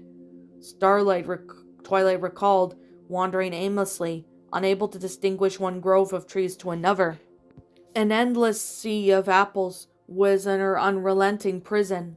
The maze of paths made no offer guidance. She recalled teleporting on occasion, but with no clear thought of where to appear, ending up in places with more unfamiliar apple trees each time. The only reason the alicorn did not perish was eating the unkept apples in their gnarled branches. Dim memories presented themselves of Twilight lingering at specific yet uncoincidental trees. For hours on end she recalled seeing a sight moving in the trees, and her eyes fixated on them, waiting for the movement to morph into Applejack. She couldn't let her guard down, after all. The AJ in her mind was enhanced with great magic of Twilight's own making. On the rare occasion that she could pull her attention away from one to another, her hooves wandered in endless circles. She had seen hoof prints in the grass's soil patches and believed them to be Applejack's tracks. She realized this moment she had been following in her own hoof steps. Twilight knew that finding farmhouse that it must have been sheer coincidence. Next it was Pinkie Pie, Applebloom recounted. I think it was 5 days after Dash went missing. She finally broke, and she made so many desserts that she was baking every pony out of house and home. The cakes probably didn't know what to make of it. Truth be told, I got into the bakery with the cure, and when the place was already engulfed in flames, Pound was screaming about Pinkie killing his mama, and his daddy was still being inside. Course, by then, they couldn't save him. Pumpkin's lucky she got out just in time, and they're Manhattan right now, I think, living with some distant relative or something. Pinkie's got some real bad burns to heal up from before she can face the princesses, though. Pinkie, Twilight whispered hopefully. She had wished to tell Applebloom to stop, but she just knew what would happen to her friends. But what about Rarity and Fluttershy? They all succumbed too, in that order, actually. Applebloom started again. Rarity only lasted about a week and ended up killing Sweetie, wrote guilty all over the walls in her blood. At least we could agree on that part. Her guilt is that afterwards she spilled her guts out to me, and you're all darn everything. Did you know that she was there that night 7 years ago and could have prevented all this? I was a bit sad, and she was already rotting away in Town's Hall, holding cell when she confessed. I had known that earlier. Things might have gone a little different. But Sweetie Belle was your friend, Twilight protested, as if she used some logic to snap Applebloom out of this cold, circulated callousness. She ain't my friend, Applebloom spat. She and Scootaloo abandoned me. You thought you'd know that. Scoots claimed it was too difficult to see me like this, and Sweetie eventually blamed me for what happened. Fuck them both as far as I care. Who was this monster, and how could she be wearing Applebloom's skin? Twilight had done everything she could think of for this young mare. She wished a shoulder to cry on, a guiding hoof in her academic pursuits. She encouraged Applebloom to expand her horizons, rise above her pain, where exactly she had failed her. Last but not least, Fluttershy, Applebloom said with a grin. getting a little tired from the long-waited narrative, but still secretly revealing it. She broke about 2 weeks in, and she had been starving her animals for Celestia knows how long. Before she started babbling like nonsense, she mentioned running into Angel and snapping his neck on accident. Her critters retaliated, but of course, it just led to more critter death. It's funny because all the Fanes considered her crimes were to say the least. Well, damn strange thing though. I cured Fluttershy, but that didn't stop her from babbling nonsense and flailing about. It didn't make sense, but she ended up in that loony bin anyway. Fluttershy's in the mental hospital? Twilight whispered, feeling a pain in her chest for her friend. Yep, gonna stay there like most who knows. The others might join her, depending on how their trials go, Applebloom added. She readjusted the chair before continuing on. I gotta admit it's been mighty interesting few weeks since you and the princesses were around to investigate the new deaths and disappearances. The Canterlot Guard had come to poking about it. Obviously they were going to check Sweet Apple Acres. I had already taken care of their memories from the escape, so it was just a matter of convincing them that I hadn't seen AJ about. That just didn't always work though, so I always end up making potions double time to throw them off her scent. Thank Luna Guards is stupid, and their pea brains are unsusceptible to magical potions. Because I got worried that while I was busy watching your friends, waiting for them to break, that some pony would poke around when they thought not. So I planted them flowers, and set some traps around the farm. Besides, I was killing 2 birds with 1 stone, knowing that you and Dash would stumble about these parts. Kinda crazy that at the same time, huh? Dash was in town hall right now with Rarity, waiting on the princesses. I think the ponies wanted you to find you first, hoping you didn't riddle out why your friends had gone so nutso. Gonna be interesting to see what they say when they found your body instead. Had Applebloom just said what she thought she said? Twilight's blood ran cold, and a deafening thumping in her head increased with every rapid heartbeat. Applebloom, please! Twilight couldn't think of the right way to beg for her life. This wasn't her little student assistant, the prodigy. This was the monster pretending to be Applebloom. And monsters were difficult to appeal to. I considered letting you all live like the others, and getting put away for life, but I don't trust the princesses not to go easy on ya. They just seem to be the type to pull some stupid loophole shit and set you free somewhere. True, you would have to live with the guilt, but it ain't just as good enough for me. No, while you draw a breath, I can't find the peace, Applebloom finished, relieved to know explanations had finally ended. It wasn't my fault. I warned Applejack about the possible side effects, but she took it anyway. I know I should have gone to the orchard with her and shake the trees myself, but the princesses needed me. The draught was more important than some zap apples, so I thought I was wrong, okay? Wrong! But I'm not the one who murdered the ponies for revenge. I'm not the one who tried to hurt friends and loved ones. I'm not the one who crippled you, Twilight shouted, throwing every piece of logic she had left at Applebloom, hoping something would stick.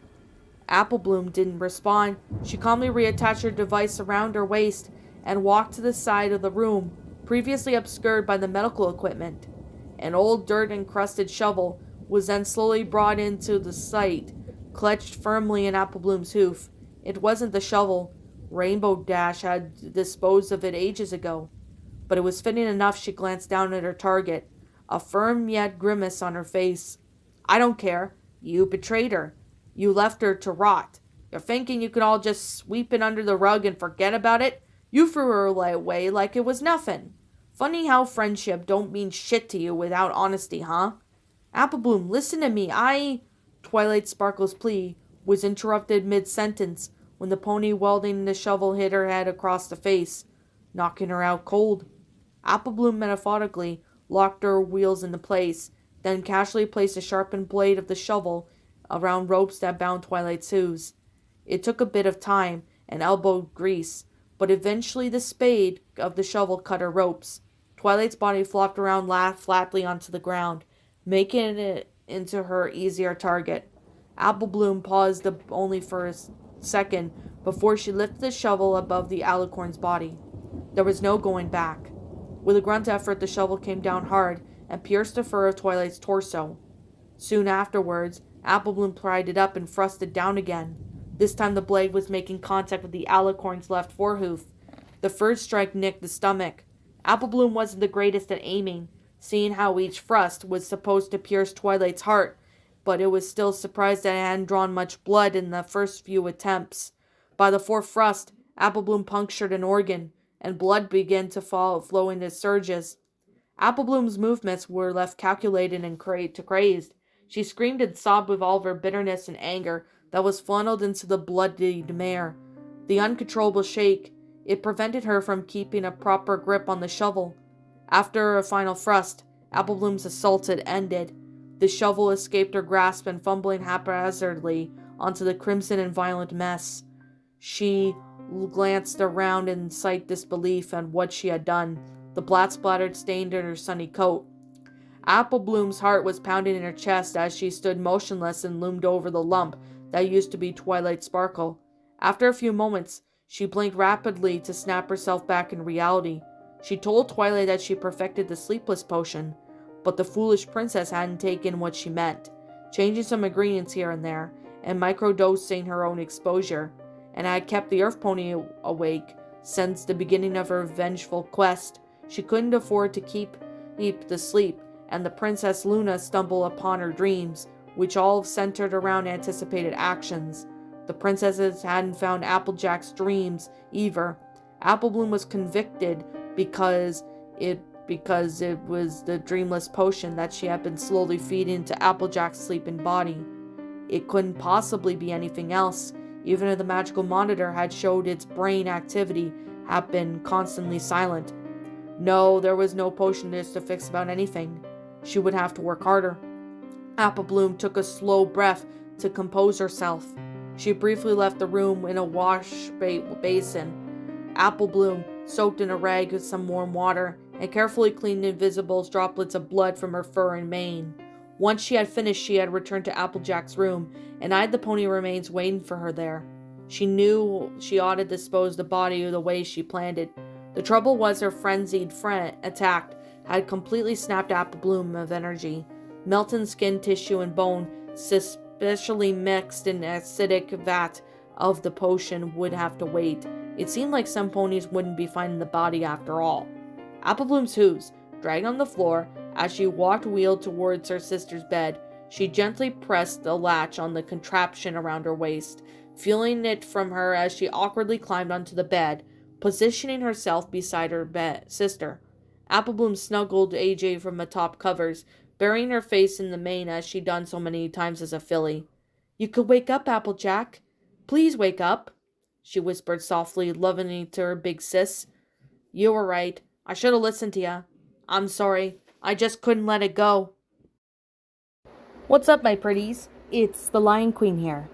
I want to appreciate you all for tuning into this video, and I do appreciate you guys supporting my video by giving this video likes and stuff.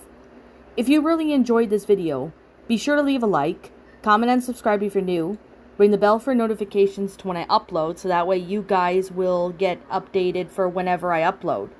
If you want to follow me on Twitter or DeviantArt, feel free to leave a follow on those if you are interested in following me on those socials. If you want to support my backup channel, known as Ms. Dark Shigo, feel free to subscribe to it, as a link to that will also be in the About page section. And with that being said, and that being the case, thank you so much for watching, my pretties, and as always, stay pretty.